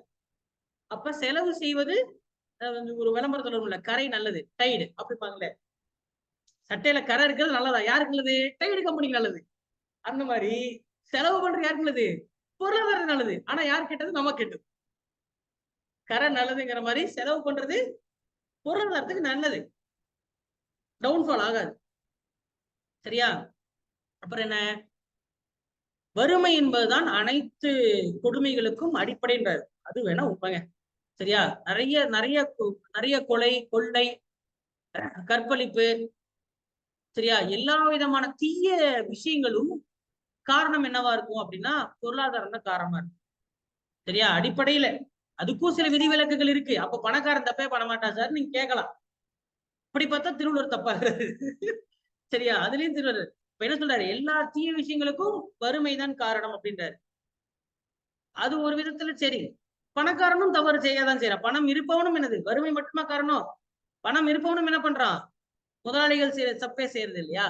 கலப்படங்கள் செய்யறது இல்லையா? பணம் இருந்தும் கலப்படங்கள் செய்யறது இல்லையா? உடலுக்கு தீங்கு விளைவிக்கும் தெரிஞ்சே என்ன பண்றான்? சில விஷயங்களை வந்து சேர்க்கிறானா இல்லையா? சாப்பாட்டுல அடிட்டிவ்ஸ், அடல்ட்ரேஷன்ஸ் பண்றானா இல்லையா? அப்ப அவன் ஏழ்மையினாலதான் அந்த குற்றத்தை செய்யறானா? கிடையாது. குற்றத்துக்கு ஏழ்மை பணக்காரன்ற விஷயம் இல்லை. இருந்தாலும் அவர் எந்த அடிப்படையில சொல்றாருன்னா அதுவும் ஒரு ஆங்கிள் இருக்கு. ஏன்னா அவன் ப்ராப்பரா வேலைக்கு போயிட்டு இருந்தானா அவன் வந்து எனது கொலை, கொள்ளை இது மாதிரியான விஷயங்கள்ல ஈடுபட மாட்டான். ஏன்னா காலைல 9 மணிக்கு டைம் வேணும், லஞ்ச் பேக் வீட்டு கிளம்பதான் நேரம் இருக்கும். அவன் போய் எந்த வீட்டுல யாரை போய் கொள்ளடிக்க போறான்? அதாவது பண தேவை இருந்தா நீ கொள்ளையடிப்ப அப்படின்ற மீனிங்ல சொல்றாரு. ஆனா இப்போ பூமி வளர வரல, குற்றங்களும் பெருகிருச்சு. கலப்படம் செய்வதும் ஒரு குற்றம் தான். ஆனா கலப்பட குற்றத்தை யார் செய்ய மாட்டா? ஏழைதான் கலப்படம் பண்ணாம பொருள் கொடுக்கும். அவனுக்கு அந்த நீதி நேர்மையோட கலப்பான். பணக்காரன் என்ன பண்ணுவான்? சரி கலந்து இன்னும் நிறைய லாபம் ஆபத்து விற்கலாம் அப்படின்னு பண்ணுவான். அதனால இதுவும் என்ன ஆயிடுச்சு? மாறிடுச்சு. சரியா? ஆமா. அதே மாதிரி ஒரு நியாயமான முறையில வந்து பொருளை ஈட்டணும் அப்படின்னு வந்து வெல்த் சொல்லியிருக்காரு. அதே மாதிரி மக்கள் நலன் விரும்பக்கூடிய அரசாங்கமா இருக்கணும் அப்படின்ற கான்செப்ட் சொல்லியிருக்காரு. சரியா? மக்கள் நலன் விரும்பும் அரசாங்கம், வெல்ஃபேர் ஸ்டேட். அப்படி இருந்தா வறுமையோ, கல்வியின்மையோ, நோயோ இது எதுவுமே இருக்காது அப்படின்றது உண்மைதான். சரி, காந்தி என்ன சொல்றாரு வருவோமா? காந்தி எக்ஸாம்ல கேட்பாங்க, நல்லா கவனிங்க சார். முன்னுக்கு பின் முரணாக பேசுறதுனால நீங்க வந்து எதையோ யோசிக்க வேண்டாம். தேவையில்லாத செகண்ட் தாட்ஸ், தேர்ட் தாட்ஸ் எல்லாம் வச்சுக்க வேண்டாம். சிம்பிளா அந்த இதை நம்ம வந்து பொருந்துமா பொருந்தாதாங்கிறது, நிகழ்காலத்தோட பொருந்துமாங்கிறது நம்ம பாக்குறோம், அவ்வளவுதான். சரியா? யாரு நம்மளுடைய பேசிக்கா சொல்லியிருக்கேன், டோன்ட் டேக் எனி சைட்ஸ். நீங்க யாரையும் சார்ந்து இல்லை. மதமோ, நிலமோ, மொழியோ எதையும் சாராம். நீங்கள் வெறும் ஒரு விலங்கு. சரியா? அதிக அறிவு பெற்ற, சுயமாக சிந்திக்கக்கூடிய ஒரு விலங்கு தான். சரியா? மனுஷன் அதுலயும் தப்பு பண்ணுவான். மனிதன் வேற, விலங்கு வேறம்பான். எப்படி பிரிப்பான்? பூமிய எப்படி பிரிப்பான்? மனிதன், விலங்குன்னு ரெண்டா பார்ப்போம். அப்ப மனிதன் யாரு? விலங்கு இல்லையா? அப்போ நான் சொல்றது புரியலன்னு நினைக்கிறேன். மனிதன் விலங்கு தானுங்க. எதுலங்க வரா? Kingdom animalia. சரியா? Kingdom animalia. சரியா? கிளாஸ் மேமேலியா, பாலூட்டி இனத்தை சார்ந்தவர். சரியா? என்ன ஜீனஸ் உங்களுக்கு வந்து? ஹோமோன்ற ஜீனஸ். ஸ்பீசிஸ் என்ன? சிற்றினம் என்ன? சாப்பையன்ஸ், அறிவுள்ளவன் என்ற சிற்றினத்துல வரும். சரியா? என்ன என்ன ஃபேமிலி அப்படி கேட்டீங்கன்னா என்ன ஃபைலம்? ஃபைலம் கார்டேட்டா, முதுகுத்தண்டு உடையவன். நம்ம எப்படி வகைப்படுத்துறோங்கிறது புரியுதா? எப்படி வகைப்படுத்தப்படுகிறோம்? எல்லா உயிரினங்களையும் வகைப்படுத்திடலாம். சரியா? எல்லா உயிரினங்களையும் என்ன பண்ணிடலாம்? வகைப்படுத்திடலாம். ஃபர்ஸ்ட் என்ன? Kingdom Animalia. அப்பனா என்ன அர்த்தம்? அப்படின்னு என்னங்க அர்த்தம்? தம்பி வந்து மனிதன் வந்து ஒரு விலங்கு. மனிதன் யாரு? ஒரு விலங்கு. சரியா? ஆனா நம்ம என்ன சொல்லுவோம்? என்ன சொல்லுவோம்? விலங்கு வேற, மனுஷ வேற அப்படின்னு சொல்லுவோம். சரியா? அனிமேலியாச்சா? சரி, அடுத்த பைலம் என்ன? பைலம் என்ன? கார்டேட்டா. எந்த வகுப்பு? கார்டேட்டாங்கிற வகுப்பு. கார்டேட்டா என்ன? முதுகுத்தண்டு உடையவன். சரி, பிரிவு மேமேலியா. அப்படின்னா முட்டை போடுவீங்களா, குட்டி போடுவீங்களா? குட்டி தான் போடுவோம். நம்ம குட்டி போட்டு பால் கொடுப்போம். முட்டை போடுற ஜாதி தனி. என்னது? ஊர்வன, பரப்பன, அதெல்லாம் என்ன பண்ணும்? அது குட்டி போடாது, முட்டை போடும். சரி, யார் யார் எந்த வகைரால வரீங்க? வகைரா வந்து குரங்கு வகைரா, பிரைமேட்ஸ். சரியா? என்ன வகைரா? குரங்கு வகைரா. குரங்குகள் எப்படி இருக்குமோ அதே போல நம்ம வகையில குரங்கு வகைகளை வந்து நம்ம சார்ந்த பிரைமேட்ஸ். அப்படின்னா நம்மளுடைய பெரியப்பா பெரியப்பா பையன், சித்தப்பா பையன்லாம் யார் வரா? ஒராங்குட்டான், சிம்பான்சி, கொரிலா, அவனா பெரியப்பா சித்தப்பா பசங்க. சரியா? என்னப்பா சிரிக்கிறீங்க?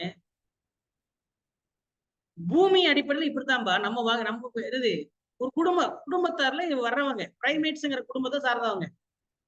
சரி, அடுத்தது என்ன? ஃபேமிலி என்ன? ஃபேமிலி என்னது? குரங்கு மனிதன். சரியா? குரங்கு மனிதன். அதுல மனித வகை என்ன வகை? குரங்கு மனிதன் அப்படின்ற வகை. அதுல ஜீனஸ் என்ன? ஜீனஸ் வந்து ஹோமோ. ஹோமோ அப்படின்ற வார்த்தை வந்தா மனிதன் அப்படின்னு பொருள். ஹோமோ, அதனால ஹியூமன் அப்படின்னு வந்துச்சு. சரியா? என்ன வந்துச்சு? ஹியூமன். ஹோமோ தான் ஹியூமன். ஹியூமன். சரி, அதுல யாரு? ஹோமோ மனிதன்ல பல வகை இருக்கு. இப்ப பூனைல பல வகைகள் இருக்கா? நாயில வகைகள் இருக்கா இல்லையா? என்ன சொல்லுவோம்? இந்த பக்குன்றோம், புல்டாக்ன்றோம், நிறைய வகை இருக்குல்ல. எல்லாம் என்னதான்? நாய் தான். தக்காளியில வகை இருக்குல்ல. செம்பருத்தில வகை இருக்கா இல்லையா? அப்ப மனுஷன்ல வகை இருந்திருக்கணும்ல. இருந்துச்சு. நம்ம நம்ம அவனை கொன்னுட்டோம், அது வேற விஷயம். சரியா? மனிதன்லயும் பல வகைகள் இருந்தான். சரியா? அதுல மனிதன்ல எந்த வகை? மனிதன்ல சாப்பையன்ஸ் என்ற வகை. சாப்பையன்ஸ் என்ற வகை. சரியா? அதனால வந்து நாம் என்ன புரிஞ்சுக்கணும்?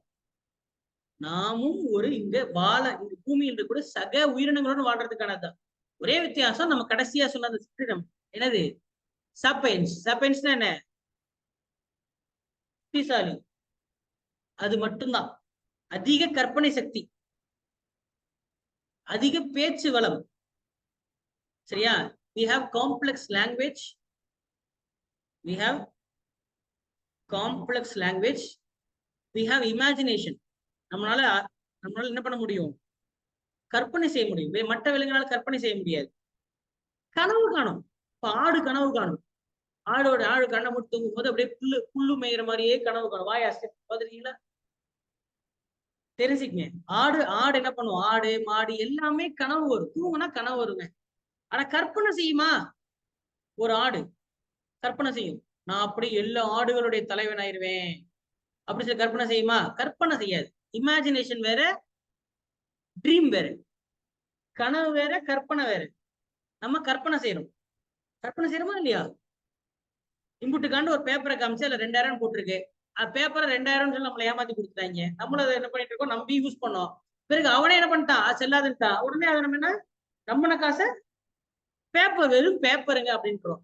ஒரே நேரத்துல பேப்பரை காசாவும் மதிக்கிறீங்க, பிறகு அந்த காசை பேப்பர்னு நினைச்சு தூக்கியும் போட்டுறீங்க. அரசாங்கமே சொல்லுது இந்த காயின் செல்லுன்ட்டு, ஆனா 10 ரூபாய் காயின் செல்ல மாட்டேங்குது. அப்ப என்ன பண்றீங்க? கூட்டு கற்பனை செஞ்சுட்டு இருக்கோம். அப்ப கற்பனை திறன் அதிகமுடைய விலங்குகள் நம்மளாம். சரியா? அதே மாதிரி ரொம்ப முக்கியமானது இருக்கிற விலங்குகள்லயே, சரியா, சக உயிரினங்களை கொல்லக்கூடிய குணாதிசயம் நமக்கு உண்டு. சக உயிரினங்களை கொல்லக்கூடிய குணாதிசயம்.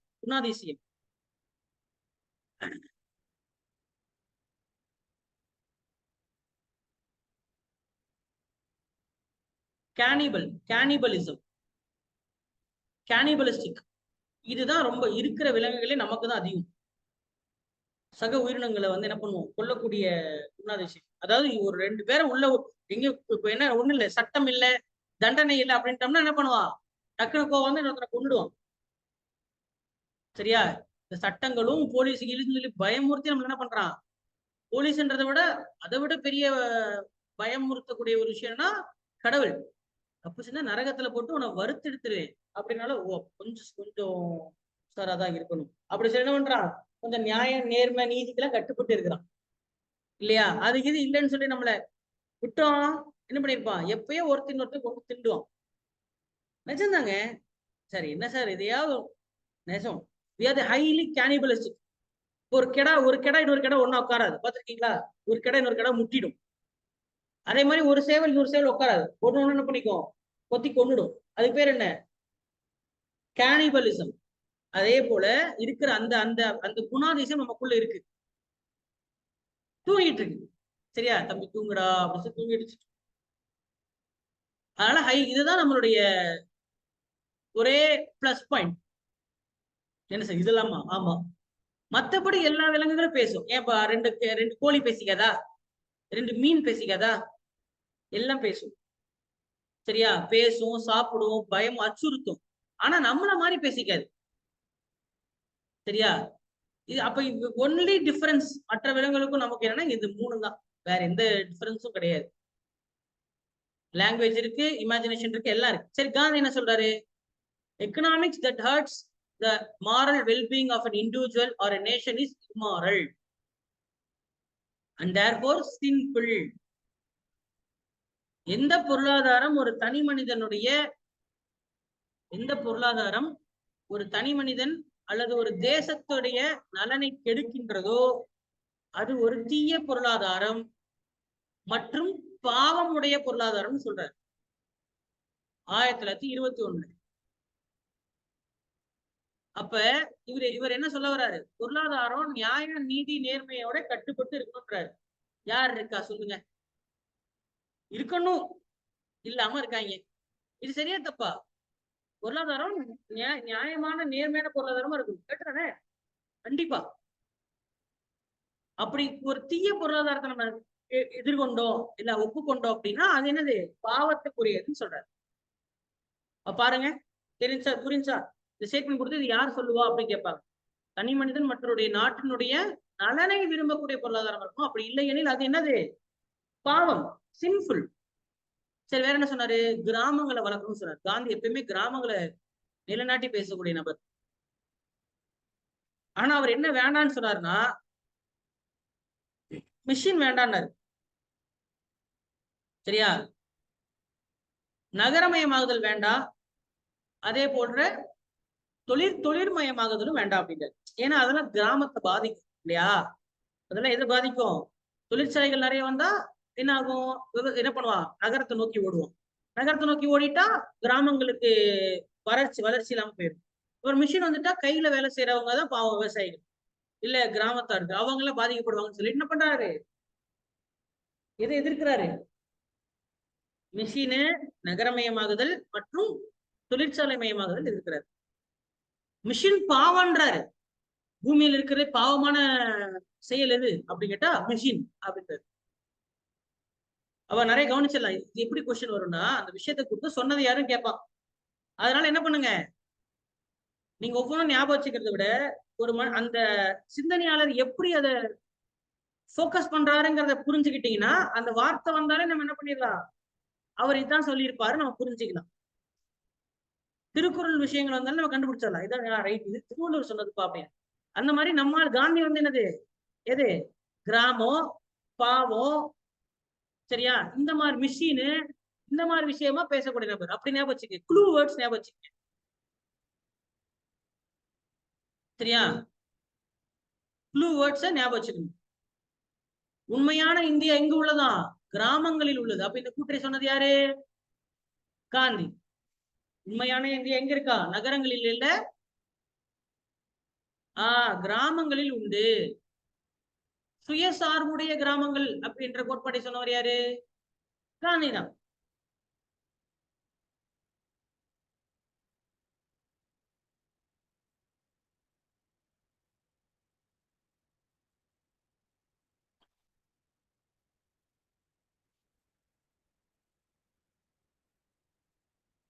முதலாளித்துவத்தை எதிர்க்கும் கோட்பாடு உடையவரா இல்லையா, கண்டிப்பா எதிர்க்கும் கோட்பாடு உடையவர் தான். சரியா, சோ முதலாளித்துவத்தை எதிர்த்து சம சம உரிமை கொண்ட ஒரு சமுதாயத்தை உருவாக்கணும்னு நினைக்கிறார். சம உரிமை கொண்ட சமுதாயம் அப்படின்னா அதுக்கு இங்கிலீஷ்ல ஒரு வார்த்தை இருக்கு, எகாலிட்டேரியன். அதாவது ஒரு சமுதாயம் இருக்கு. இப்போ ஒரு நம்ம இந்திய நாமக்கல்ல வந்து 17 லட்சம் பேர் இருக்கான். நாமக்கல் எத்தனை பேர் இருக்கா, 17 லட்சம் பேர் இருக்காங்க நாமக்கல் மாவட்டத்துல. இதுல எல்லாருமே சமமா, சமம்னா எந்த அடிப்படையில முதல்ல கேட்கணும், மோசார்னு சொல்லக்கூடாது. சொல்ல புரியுதா, இப்ப நேரம் உங்களுக்கு வந்து நீங்க கற்ற அறிவுடன் நீங்க வந்து துணை கேள்விகள் கேட்க பழகுங்கள். சரியா, துணை கேள்விகள் கேட்க பழகுங்கள். சரியா, அப்ப வந்து எல்லாரும் சமமா அப்படின்னா எதன் அடிப்படையில சார் கேட்கணும், சமூகத்திலையா, அரசியல்லையா, பொருளாதாரத்திலையா, உரிமையிலையா, எதுல சமமான்னு கேக்குறீங்க சார் அப்படின்னு கேட்டீங்கன்னா பல விதத்துல சமம். சில விஷயத்த சமூகத்துல எல்லாரும் சமம்னு அரசாங்கம் சொல்லுது, இருந்தாலும் இங்க என்ன பண்றாங்க, அத சில பேர் கடைபிடிக்கிறது இல்ல. அரசியல்ல எல்லாருமே எல்லா அரசியல்ல வந்துட்டாங்களா, எல்லா சமுதாயத்து மக்களும் அரசியல் வர முடியுமா, எத்தனை பேர் போய் ஓட்டு போடுவானே தெரியாது. சரியா, ஓட்டர் கார்டே நாளைக்கு தொலைவான். அடுத்தது பொருளாதாரத்துல இது கன்ஃபார்மா இல்ல, பணக்காரர்கள் வேற, ஏழைகள் அப்படின்ற வேற. நடுத்தர மக்கள்ங்கிறது அவர் இருக்கிறதே பாவம், ஏழையா கூட இருந்துடலாம். ஆனா என்ன பண்ண முடியாது, மிடில் கிளாஸா இருக்கிறது அதை விட என்னது கொடினும் கொடிது இல்லையா. அதோட அப்புறம் உரிமைகள்ல எல்லாருக்கும் எல்லா உரிமையும் கிடைச்சிருச்சா, இல்ல.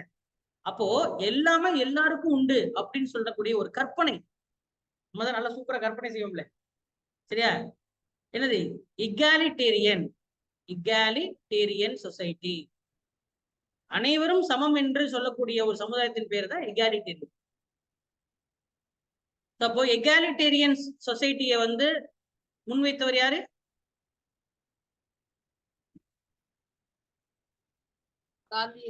காந்தி, மகாத்மா. உணவு கட்டுப்பாடுகளை எதிர்க்கின்றார். உணவு கட்டுப்பாடுகளை என்ன பண்றாரு, எதிர்க்கின்றார். அதான் உணவை பதுக்கிறது. சரியா, உணவுக்கு அதிக விலை வைக்கணுங்கிறதுக்காக என்ன பண்றாரு, வேணும்னே அழுக விடுறது சில காய்கறிகளை, அதெல்லாம் செய்யறாங்கங்க. சரியா, இப்ப ஒரு பொருள் நிறைய வந்துருச்சுன்னா அந்த பொருளை விலைவாசி குறைஞ்சிருமே அப்படின்றதுக்காக வேணும்னு என்ன பண்ணுவான், அது டிமாண்ட்லயே வச்சுப்பான் அந்த பொருள்.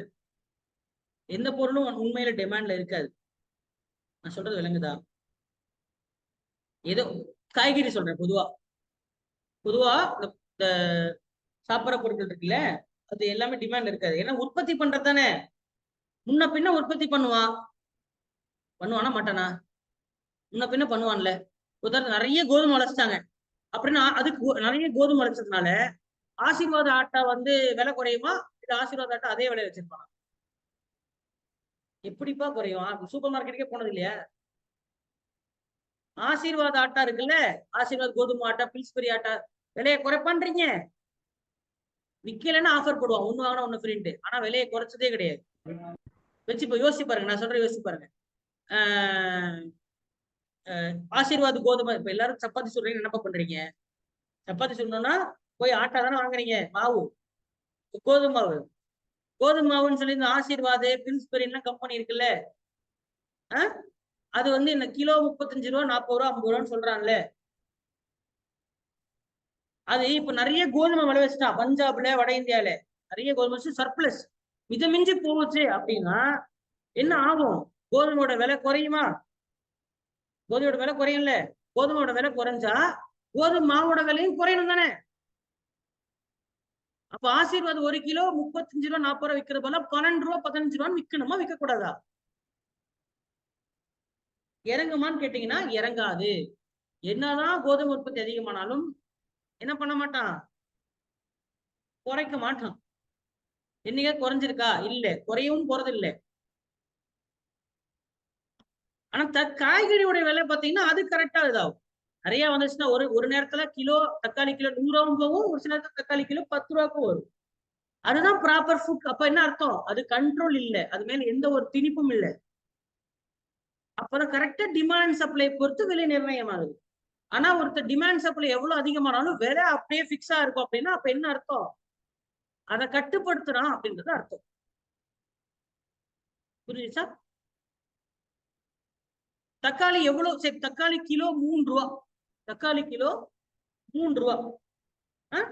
கிசான் கிசான் பிச்சுக்கும் ஒண்ணு இருக்கா? இந்த தக்காளி ஜாம், டொமேட்டோ சாஸ், அது விலை குறையுமா? டொமேட்டோ சாஸ் எதுல இருந்து வருது?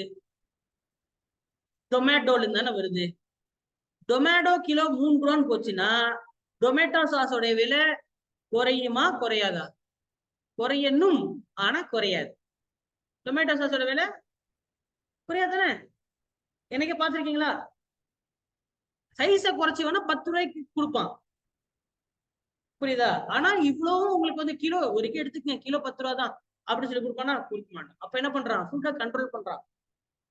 சரியா? வேறொன்னு என்ன பண்றான்? அழுக விடுறதோ இல்ல அந்த விலையை கரெக்டா நிலைப்பாட்டு வேற எல்லாம் இருக்கு இல்லைங்க, நாங்க செய்யறோம்ல, எங்களுக்கு கூலி வேணும்ல அப்படின்ற மாதிரி வியாக்கணம் பேசுறோம். சரியா? அடுத்தது பாப்புலேஷன் கண்ட்ரோல்ல எதிர்க்கிறார். அதாவது கான்ட்ராசெப்டிவ்ஸ்னா செயற்கையாக கருத்தடை செய்வது. செயற்கையாக கருத்தடை செய்வது அந்த முறையை வந்து ஏன்னா அந்த காலத்துல பண்ணாங்க. ஐ மீன் காந்தி செத்ததுக்கு அப்புறம் 1970, 80கள்ல கட்டாயமா என்ன பண்ணுவான்? கருத்தடை செஞ்சு விட்டுருவாங்க.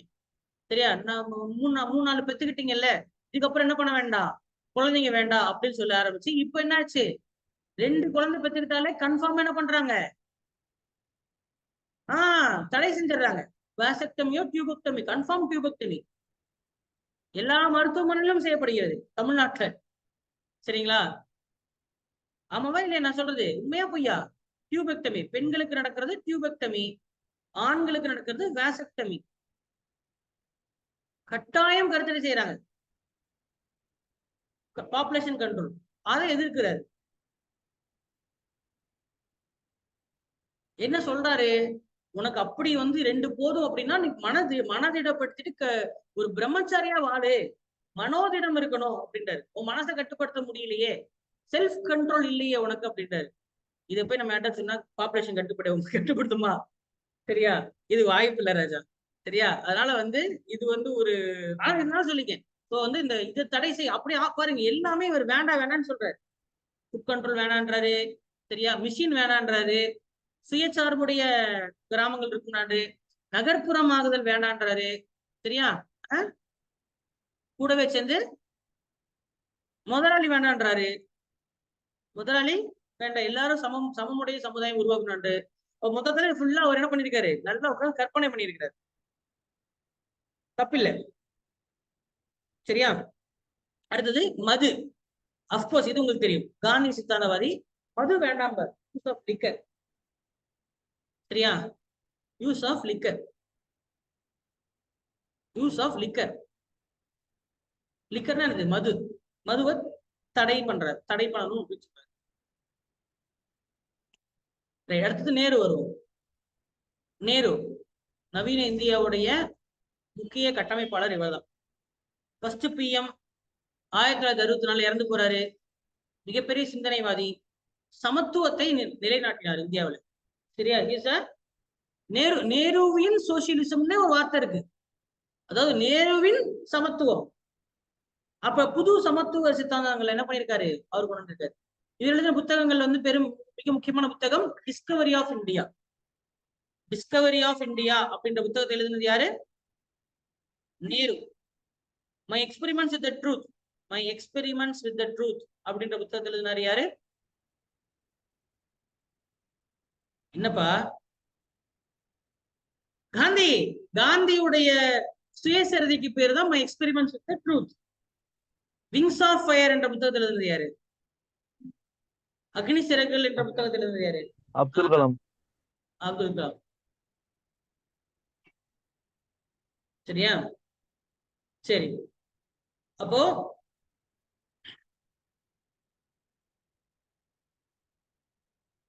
இவர் முன்வைத்த முதல் சித்தாந்தம் வந்து பாத்தீங்கன்னா மதச்சார்பின்மை, செக்குலரிசம். சரியா? மதச்சார்பின்மை மற்றும் மக்களாட்சி, இந்த ரெண்டுத்தின் மீது மிக நம்பிக்கை உடையவர். பிறகு திட்டமிடுதல், இவர் தான் திட்டமிடுதல், பிளானிங் கமிஷன் உருவாக்குனதே இவர் தான். எதை பண்ணாலும் பிளான் பண்ணி பண்ணணும் அப்படின்றது மாதிரி பிளானிங் ஆணையத்தை, ஒரு பிளானிங் கமிஷன் உருவாக்குனாரு. அதன் அடிப்படையில் எத்தனை திட்டங்கள் வந்துச்சு? 12 5 திட்டங்கள் வந்துச்சு. சரியா? இவருடைய காலகட்டத்தில் தான் எக்கச்சக்க ஐஐடி காலேஜ் தெரியும் இல்லையா? இந்தியாவிலே பெரிய இன்ஜினியரிங் காலேஜ்னா ஐஐடி தான். உலகத்திலேயே டாப் 50ல வருது ஐஐடி. சரியா? Indian institute of Technology. சரியா? இந்தியாவிலே பெரிய சயின்ஸ் காலேஜ் அது. இந்தியாவிலே பெரிய மெடிக்கல் காலேஜ்,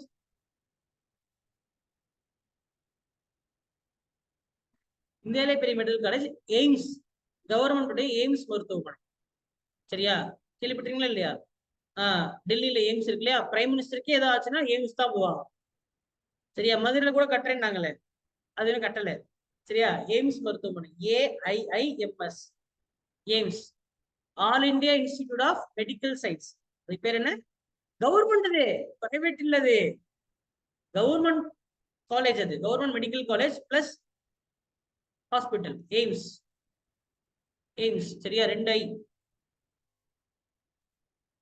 இந்தியாவிலே பெரிய இன்ஜினியரிங் அப்படின்றது வந்து IIT, Indian institute of technology, IIT. இந்தியாவிலே மிகப்பெரிய MBA கல்லூரி வந்து IIM, மேனேஜ்மெண்ட் சொல்லுவாங்கல்ல, MBA. நிர்வாகிகள் ஆகணும், இந்தியாவில மிகப்பெரிய நிர்வாகிகள் ஆகணும் அப்படின்னா IIMல படிக்கணும். இந்தியாவில மிகப்பெரிய இன்ஜினியர் ஆகணும்னா IITல படிக்கணும். இந்தியாவில மிகப்பெரிய டாக்டர் ஆகணும்னா எய்ம்ஸ்ல படிக்கணும். அதனால பெரிய பெரிய காலேஜ். இந்த எல்லா காலேஜும் கட்டினது இவர் தான். யாரு? நேரு தான். பெரிய பெரிய டேம கட்டினது இவர் தான். நெய்வேலி சுரங்கத்தை கட்டினது இவர் தான். அப்ப இந்தியாவை வளர்த்து விட்ட அந்த சொன்னோம்ல அடிப்படை உள்கட்டமைப்பு அப்படின்ட்டு, அவர் அந்த 64 வரைக்கும் என்னென்னலாம் கட்ட முடியுமோ கவர்மெண்ட் காசுல எல்லாத்தையும் கட்டிவிட்டு போயிட்டாரு. யாரு? ஆமா, நெய்வேலி சுரங்கத்தையும் அவர் தான் கட்டினார். இதன் மீது ரொம்ப ஆழமான நம்பிக்கையுடையவர். மக்களாட்சி, மதச்சார்பின்மை, கன்ஃபியூஸ் ஆயிராதீங்க. மதச்சார்பின்மை, secularism.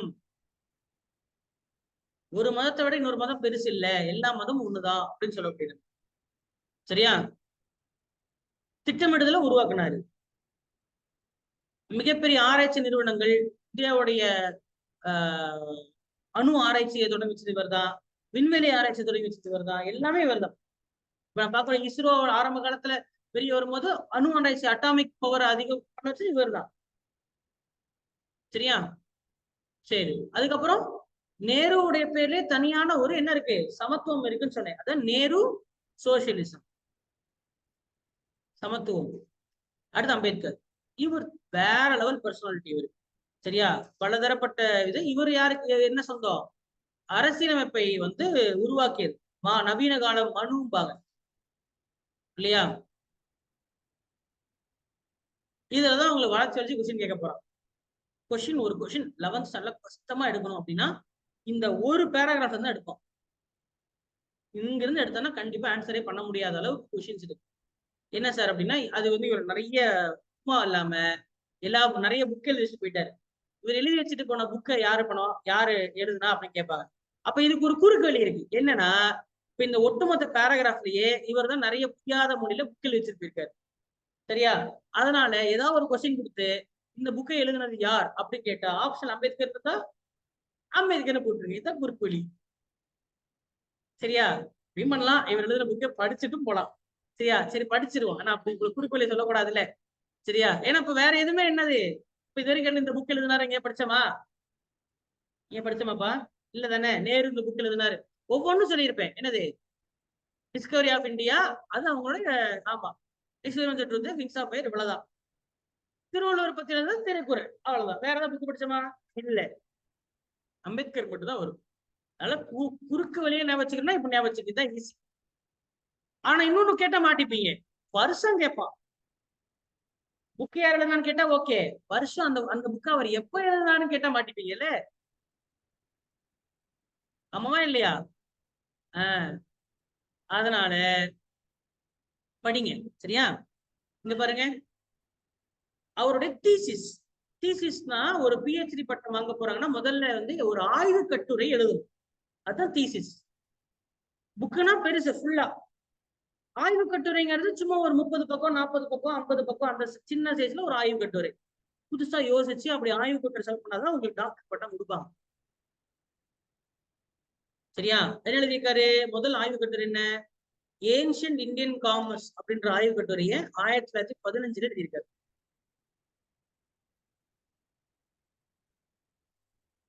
National dividend of India அப்படின்ற ஆய்வு கட்டுரைக்கு தான் இவருக்கு பிஹெச்டி பட்டம் வழங்கப்பட்டது.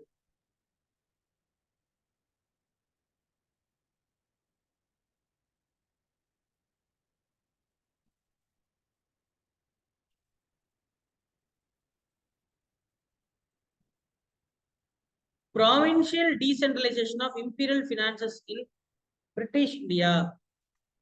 Provincial decentralization of imperial finance in British India.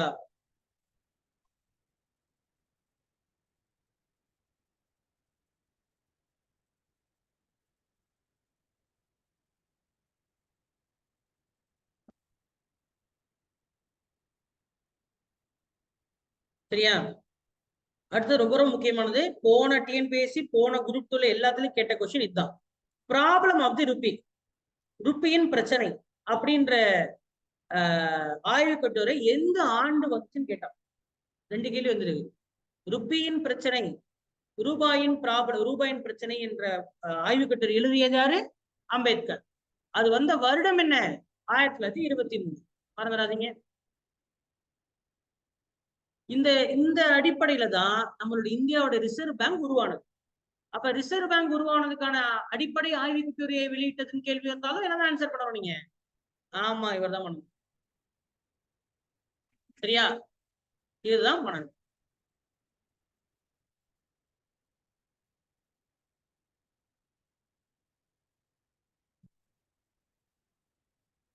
அதே மாதிரி small holdings in India under remedies, இது ஒரு ஆய்வு கட்டுரை.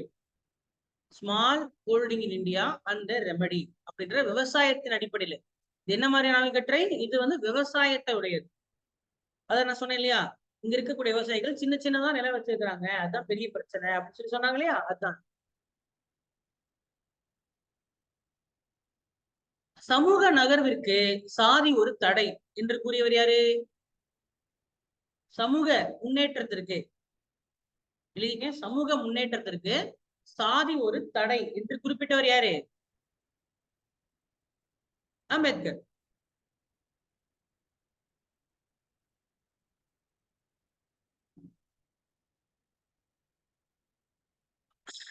அனைவரும் அனைத்து குடிமகனும் கட்டாயமாக காப்பீட்டு திட்டத்தை பயன்படுத்த வேண்டும் என்று குறிப்பிட்டவர் அம்பேத்கர். காப்பீடுனா தெரியும்ல, insurance. What is the basic of insurance? இன்சூரன்ஸ்னா என்ன சொல்லுங்க Padmalatha ma'am. I want to hear from you. Tell me what is insurance. என்ன இன்சூரன்ஸ் தெரியும் உங்களுக்கு? Vehicle insurance, life insurance. சொல்லுங்க Padmalatha. Vehicle insurance sir. Vehicle இன்சூரன்ஸா? சரி. Life insurance. லைஃப் இன்சூரன்ஸ், சரி.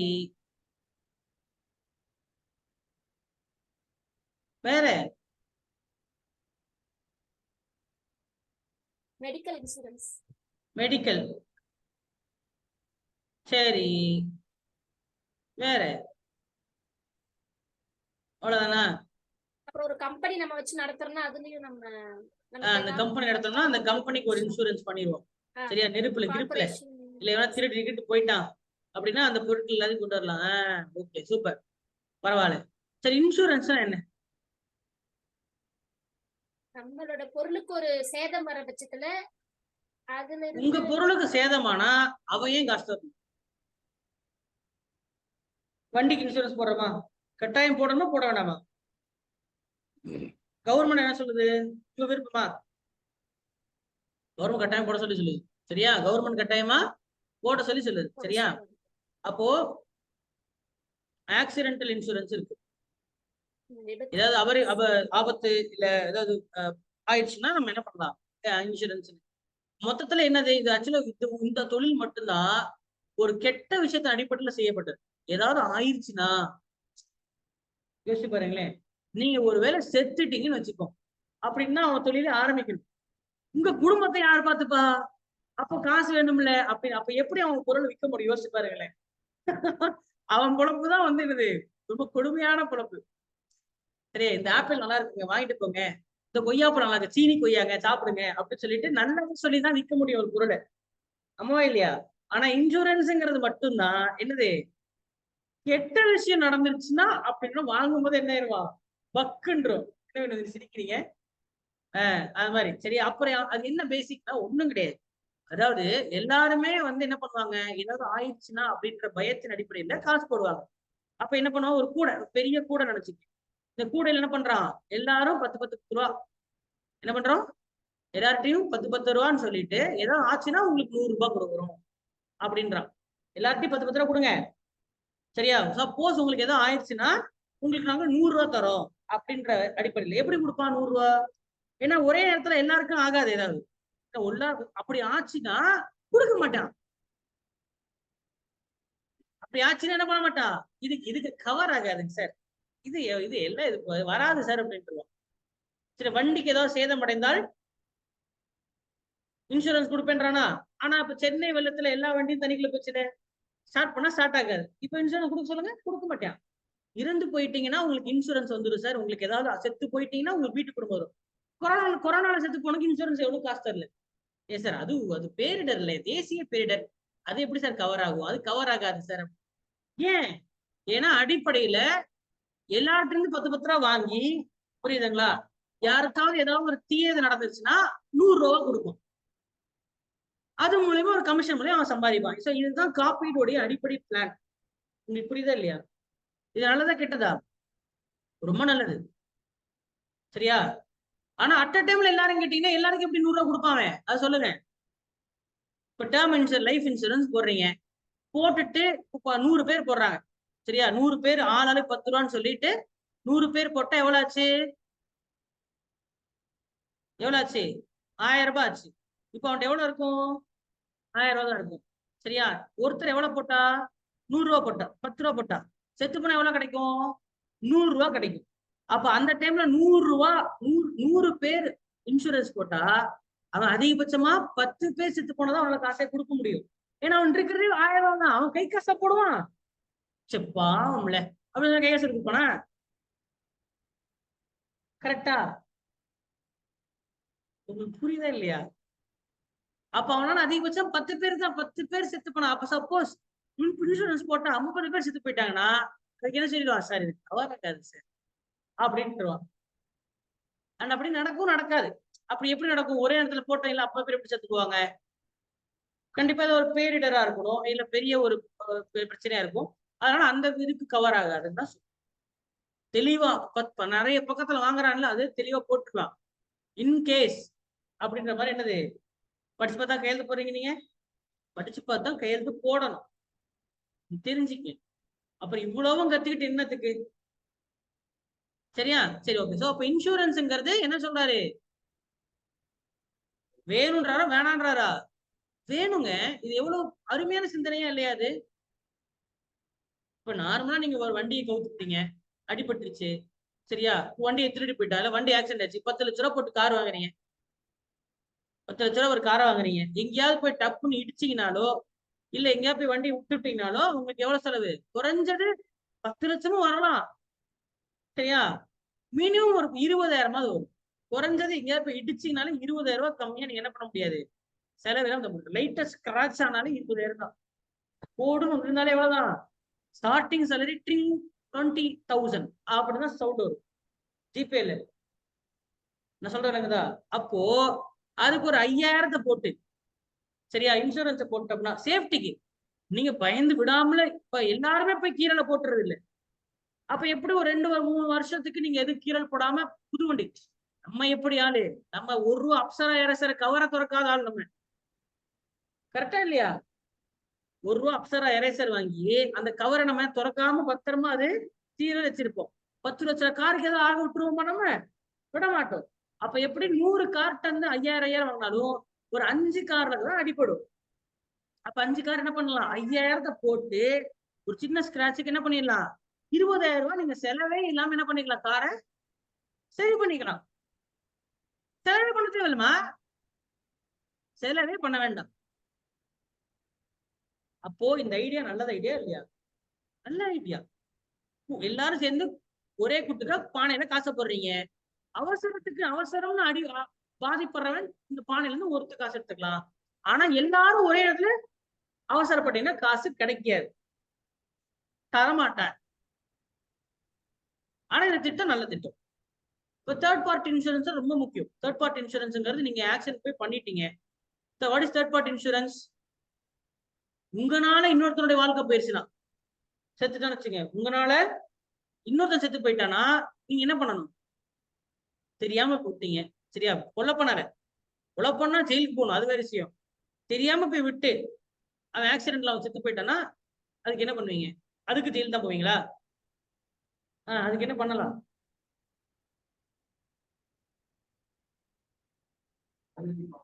ஃபேமிலி பணம் கொடுப்பீங்க. சரி அஜித், இப்ப நீங்க போயிட்டீங்க, விட்டு ஒருத்தர் செத்து போயிட்டானா எவ்வளவு பணம் கொடுப்பீங்க? உங்களால எவ்வளவு முடியும்? எவ்வளவு கொடுத்தா நியாயம்? எவ்வளவு கொடுத்தாலும் முடியாது, பத்தாது சார் அப்படிதான் சொல்லுவீங்க. எவ்வளவு கொடுக்கலாம் அதிகபட்சம்? தெரியல. சரி சார், ரொம்ப வேண்டாம், இப்போதைக்கு ஒரு 20 தரேன் சார். சொல்லுங்க சார். குறைஞ்சது 20 இருந்து 30 லட்சமாவது கொடுக்கும். சரியா? அது இங்க இருக்கு நெக்ஸ்ட் அப்படின்னு போயிருவீங்கல்ல.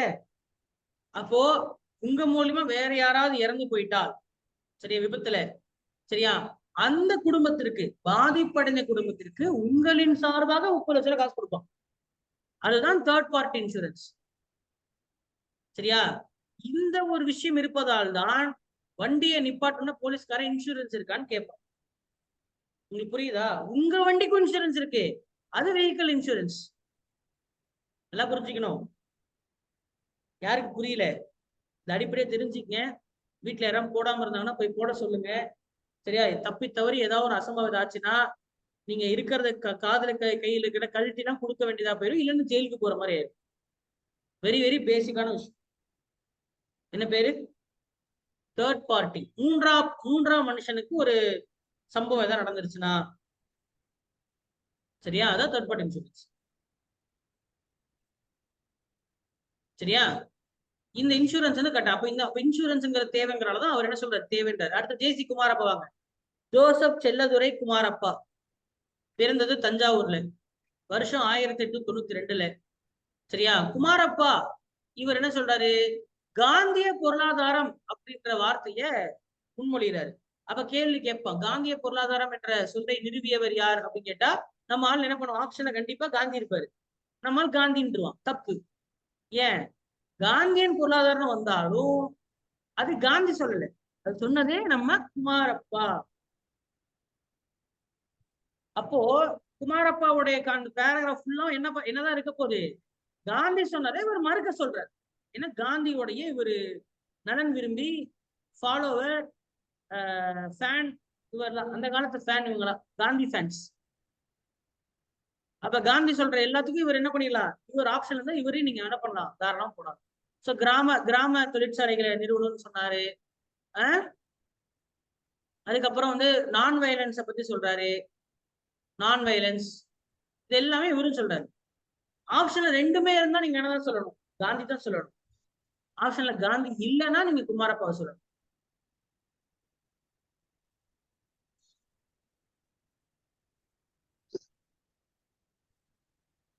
இவர் எழுதின புத்தகங்கள் பாருங்க. Christianity and its economy and way of life. Christianity, கிறிஸ்துவமும் அதிலையும் சொல்லப்பட்ட பொருளாதாரத்தை பற்றி ஒரு புத்தகம் எழுதியிருக்காரு. Practice and precepts of Jesus, இயேசுவும் இயேசுடைய பயிற்சியும் அப்படின்னு கொடுத்திருக்காரு. அப்போ இது எப்படி தெரிஞ்சுக்கலாம்? இவர் எழுதின ரெண்டு புக்கும் யாரை பத்தினு தான்? அந்த பேர் நம்ம ஞாபகம் அவசியம் இருக்கா? இல்ல. இன்னும் இயேசு இல்ல இயேசு கிறிஸ்துவோடைய கிறிஸ்துவம் ரெண்டு வந்தாலும் அது யாரு? குமாரப்பா. புரியாத மொழியில ஒரு புக் வந்துச்சுன்னா அதுக்கு எழுதினவர் யார் தான்? அம்பேத்கர் தான். சரியா? அதுக்கு எழுதினது அம்பேத்கர் தான். இவர் பச்சை காந்தி என்று அழைக்கப்படுகிறார். இவர் பச்சை காந்தி என்று அழைக்கப்படுகிறார். அடுத்து VK.RV ராவ்.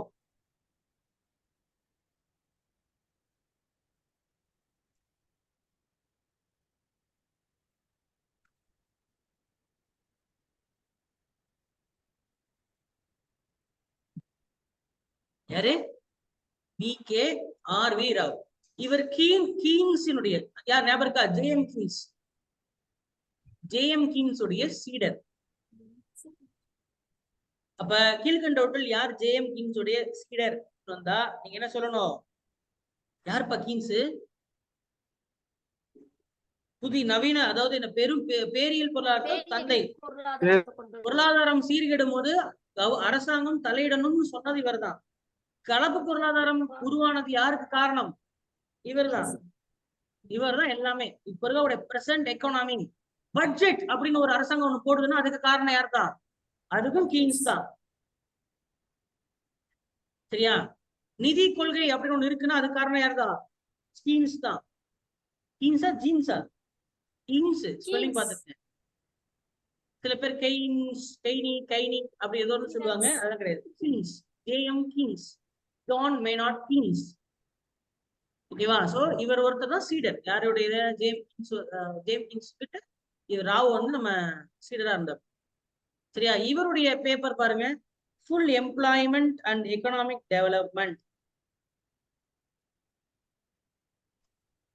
பொருளாதார வளர்ச்சியும் பொருளாதார மேம்பாடும் முழு வேலை வாய்ப்பும் அப்படின்ற அடிப்படையில ராவ் வந்து ஒரு ஆய்வு கட்டுரை விட்டிருக்காரு.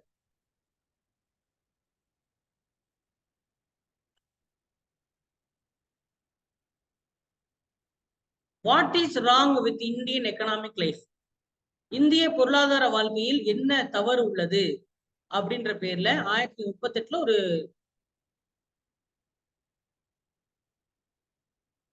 சுற்றறிக்கையை வெளியிட்டிருக்காரு. சுற்றறிக்கை, பேம்ப்ளெட். 2 பேப்பர், அவ்வளவு. பேம்ப்ளெட்னா 2-3 பேப்பர் இருந்தா அது பேம்ப்ளெட். சரியா? 20-30 பேப்பர் இருந்தா அது ஆய்வு கட்டுரை. 400-500 பக்கம் இருந்தாதான் அது புக்கு. பேம்ப்ளெட். இந்திய பொருளாதார வாழ்க்கையில் என்ன பிரச்சனை இருக்கிறது அப்படின்ற பேர்ல ஒரு சுற்றறிக்கை வெளியிட்டிருக்காரு.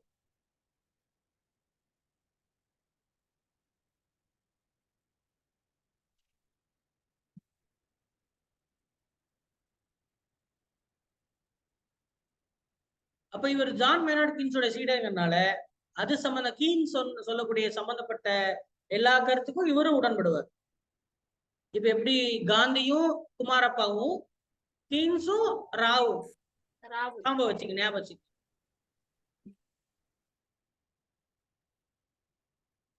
சரியா? Delhi school of economics, institute of economic growth, institute for social and economic change என்ற கல்லூரிகளை, ஆராய்ச்சி நிறுவனங்களை நிறுவியது ராவ்.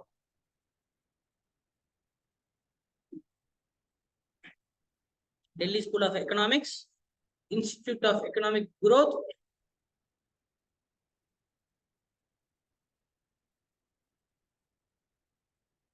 இவங்களாம். இப்ப நம்ம இதுவரைக்கும் பார்த்த நபர்கள்லாம் கொஞ்சம் பழைய கட்டைங்க. சரியா? பழைய ஆளுங்க. நம்ம இப்போ வந்து இருக்கக்கூடிய இப்போ நம்மளுடைய காலகட்டத்தில் இருக்கக்கூடிய மிகப்பெரிய ஒரு பொருளாதார நிபுணர் அப்படின்னு நீங்க சொல்லணும்னா நீங்க 2 பேரை சொல்லலாம் இந்தியால. சரியா? ஒண்ணு மன்மோகன் சிங், சரியா? இன்னொருத்தர் அமர்த்தியா சென். இந்த 2 பேரை சொல்லலாம். யார சொல்லுவீங்க? ஒண்ணு மன்மோகன் சிங், அவருடைய நடவடிக்கைகள் உங்களுக்கு தெரியும். இந்த எல்பிஜி அவர் தான் கொண்டாந்தாரு இல்லையா? ஈசி மணி, விபி சிங் இல்ல, சீப் மணி, மன்மோகன் சீப் சிங். மணி சார். ஆ, ஈசி மணி, ஈசி மணி. ஓகே ஓகே ஓகே, சீப் மணி ஈஸி மணி, ஓகே சரிங்களா? அடுத்து விட்டு அதை அவரை விட்டீங்கன்னா இந்தியாவுல பொருளாதாரத்திற்கு நோபல் பரிசை வாங்கிய Amartya Sen.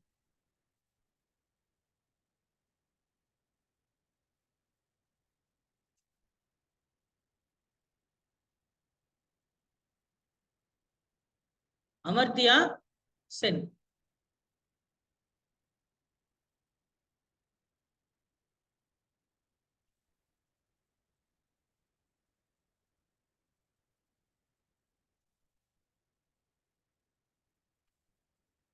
Choice of technique என்ற ஆராய்ச்சி கட்டுரை வெளியிட்டிருக்காரு. Choice of technique, choice of technique என்ற ஆராய்ச்சி கட்டுரையை வெளியிட்டிருக்காரு.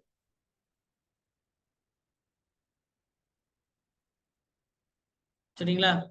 அடுத்தது பாவர்ட்டி அண்ட் ஃபெமைன், வறுமையும் பஞ்சமும் என்ற கோட்பாட்டை ஒரு கட்டுரையை வெளியிட்டிருக்காரு 1981ல. வறுமையும் பஞ்சமும்.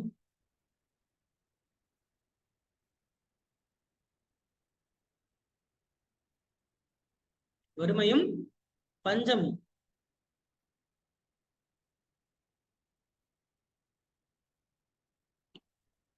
அப்போ பாத்தீங்கன்னா இவர் எப்படி ஞாபகம் வச்சுக்கலாம்? வறுமை பஞ்சம் இந்த மாதிரி விஷயங்கள இவர் சுத்துறாரு. அதுவே வந்து இன்சூரன்ஸ் அப்படின்ற கட்டாயம் சொன்னது, இன்சூரன்ஸ் என்பது கட்டாயம் சொன்னது அம்பேத்கர். சரியா? பொருளாதாரத்தையும் சொல்லி நிறைய ஆராய்ச்சி நிலையங்களை நிறுவியது VKRV ராவ். VKRV ராவ். சரியா? ருப்பியின் பிரச்சனை என்ற ஆராய்ச்சி கட்டுரையை வெளியிட்டவர் அம்பேத்கர். எந்த ஆண்டு? 1923. பொருளாதாரத்தையும் சாதியும் ஒப்பிட்டு சொன்னவர் யாரு? பொருளாதாரத்தையும் சாதியும் ஒப்பிட்டு சொன்னவர் யாரு? அம்பேத்கர் தாங்க. அதான் என்ன சொன்னாரு? அம்பேத்கர். நகர்வுக்கு சாதி ஒரு தடைன்னு சொன்னார். பொருளாதாரத்தையும் ஒப்பிட்டு சொன்னவர் யாரு? பொருளாதாரத்தையும் ஜீசஸையும் ஒப்பிட்டு சொன்னவர் குமாரப்பா. யாருடைய ஆய்வு கட்டுரை வந்து இந்தியாவின் RBI உருவாக்க? அம்பேத்கர். அம்பேத்கர். மத சார்பின்மையான ஒரு நாடு இருக்குன்னு சொன்னது யாரு? நேரு.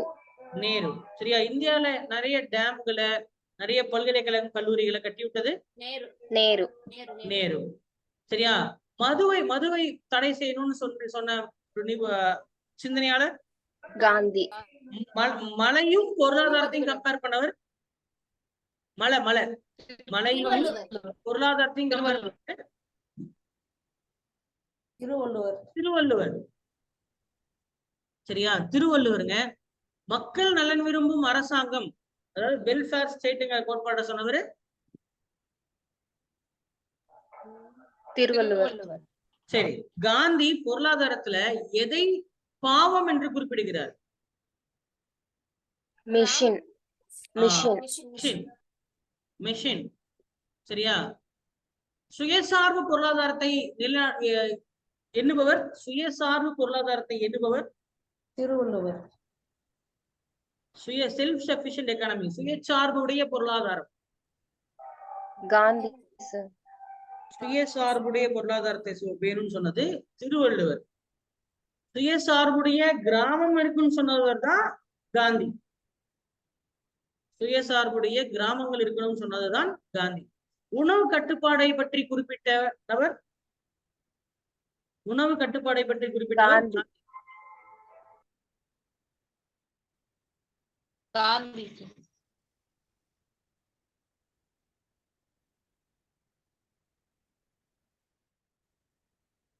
பச்சை காந்தி என்று அழைக்கப்படும் நபர் யாரு? ஜே.சி. குமாரப்பா. முதலாளித்துவத்தை எதிர்த்து கூறிய சிந்தனையாளர் எதிரி பார்த்ததுல முதலாளித்துவத்தை எதிர்த்தவர் யாரு? காந்தி. காந்தியடிகள் காந்தி. சார். காந்தி, குமாரப்பா 2 பேருமே தான்.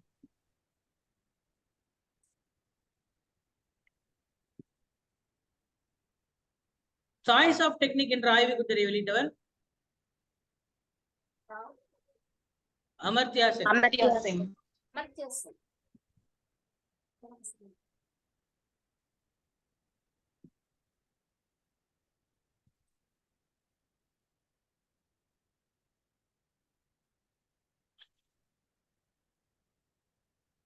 தங்க சுரங்கம் இந்தியாவுல கோலாரை தாண்டி வேற எங்கெல்லாம் கிடைக்கும்?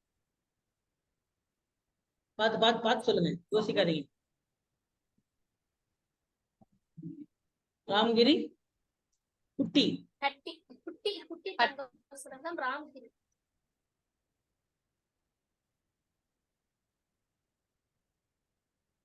கேஜிஎஃப், ஹச்ஜிஎஃப், ஆர்ஜிஎஃப் முடிஞ்சு வச்சு.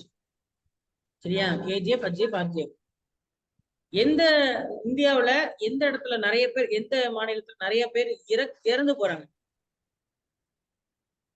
ஒடிசா. கரெக்டா?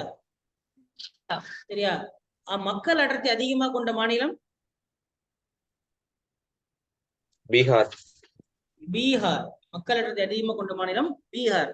எந்த 2 மாநிலங்களுடைய மொத்த மக்கள் தொகை அமெரிக்காவோட அதிகம்? UP and Maharashtra. யூபி, உத்தரப்பிரதேசத்தும் மகாராஷ்டிராவும்.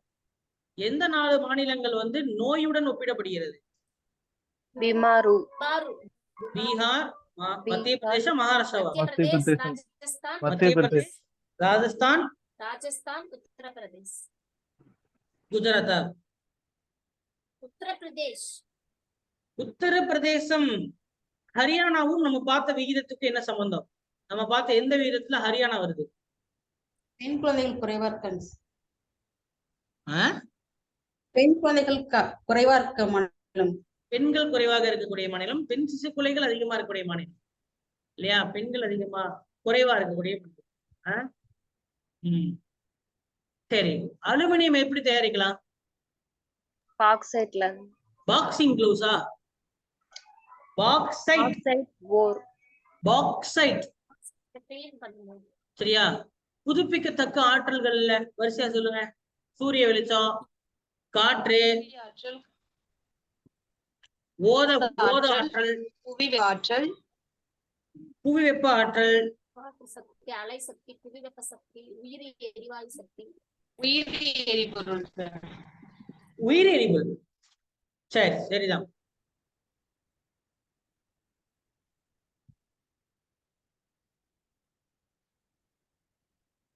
இத பாருங்க, இந்திய பொருளாதாரத்தில் எது ரொம்ப, இந்திய பொருளாதாரத்துடைய இது எது வீக்னஸ்? இந்தியாவுடைய எக்கனாமில இது 4 எது வீக்னஸ்? பொருளாதார சமமின்மை, கலப்பு பொருளாதாரம், நகரமயமாகுதல், போதுமான வேலை வாய்ப்பு உருவாக்கம் தருகிறது இந்தியா. இதனால எது? பொருளாதார சமநிலை. பொருளாதார சமமின்மை, கலப்பு பொருளாதாரம், நகரமயமாகுதல், போதுமான வேலை வாய்ப்பு வழங்குதல். பொருளாதார சமமின்மை. பொருளாதார சமமின்மை. மக்கள் தொகை பற்றிய படிப்பின் பெயர் என்ன? Geography, philosophy. டெமோகிராபி. ஒரு நாட்டின் உண்மையான வளர்ச்சியை எவ்வாறு கணக்கிடலாம்?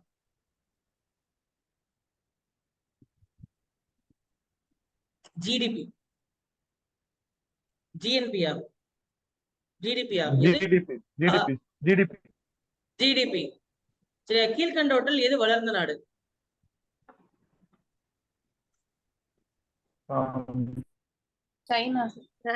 சைனாவா?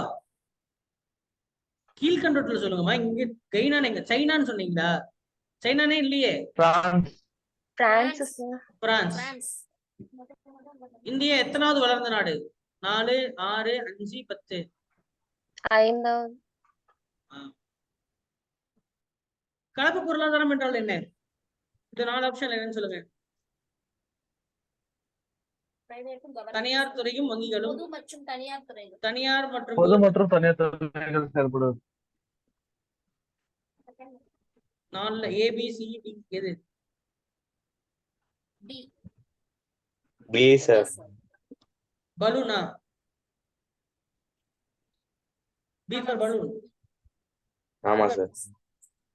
D for? அதான்ப்பா ஏவா பியா சியா டியா? B sir. அதான் B for ball தான் கேக்குறேன் நானு. Yes sir. அஜித்துக்கு இன்னும் புரியல. இல்ல இங்க புரியல. சரி. ஒரு 100 கோடி மக்களை அடைந்த மக்கள் தொகை ஆண்டு 2005 இல்லையா? 2001 சார். 2001. ஓகே. 1 1000 ஆண்டுகளுக்கு என்ன பேர் சொன்னேன்? 1000 ஆண்டுகளுக்கு மில்லேனியம். மில்லேனியம்.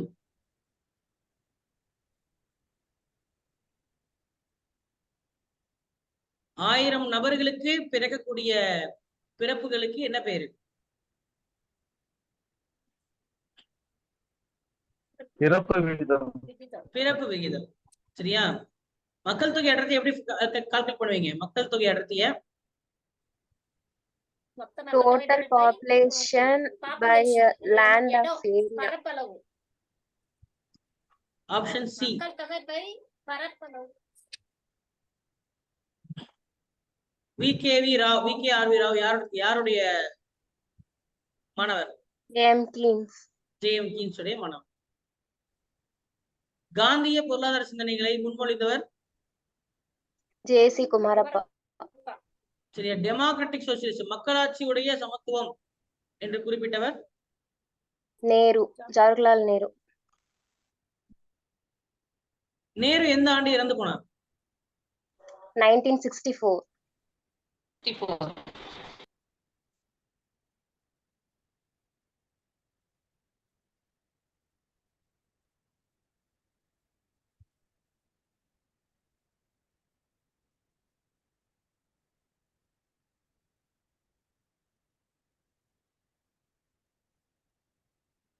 இந்தியாவுல எத்தனை அடிப்படையில பள்ளி கல்வி முறை பிரிக்கப்பட்டுள்ளது? 6. 6 முறையில. 6 அடிப்படையில. இப்ப எல்லாம் சொல்றீங்கதான், நாளைக்கு கேட்டா சொல்ல மாட்டீங்களே, அதான பிரச்சனைங்க.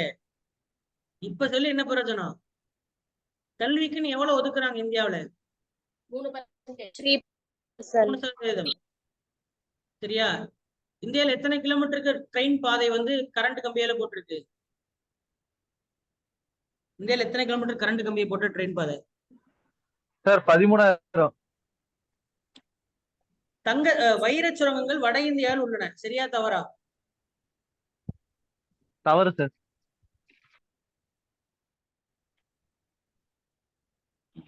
எந்த தனிம உற்பத்தியில் இந்தியா முதலிடத்தில் வகிக்கிறது? நம்ம பார்த்ததுல எந்த? மைக்கா. மைக்கா. மைக்கா. இரும்பு தாதுக்களுடைய பெயர்கள் சொல்லுங்க.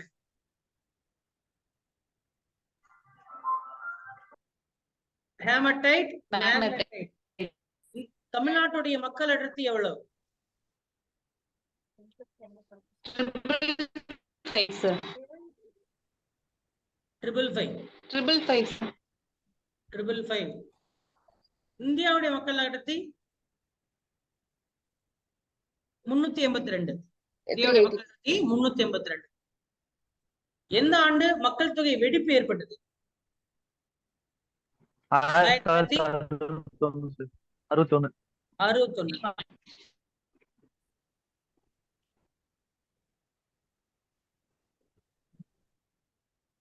தாய்மார்கள் இறப்பு விகிதம் அப்படின்றது எத்தனை நபர்களுக்கு எவ்வளவு மரணம்னு எடுப்பாங்க? 1 லட்சம் பிரசவத்தில் எத்தனை மரணங்கள் நடக்குதுங்கிறது தான் கணக்கு. ஓகே, சோ எல்லாமே நான் சொல்லி கொடுத்த கரெக்டா போய் சேர்ந்துருக்குன்னு நினைக்கிறேன்.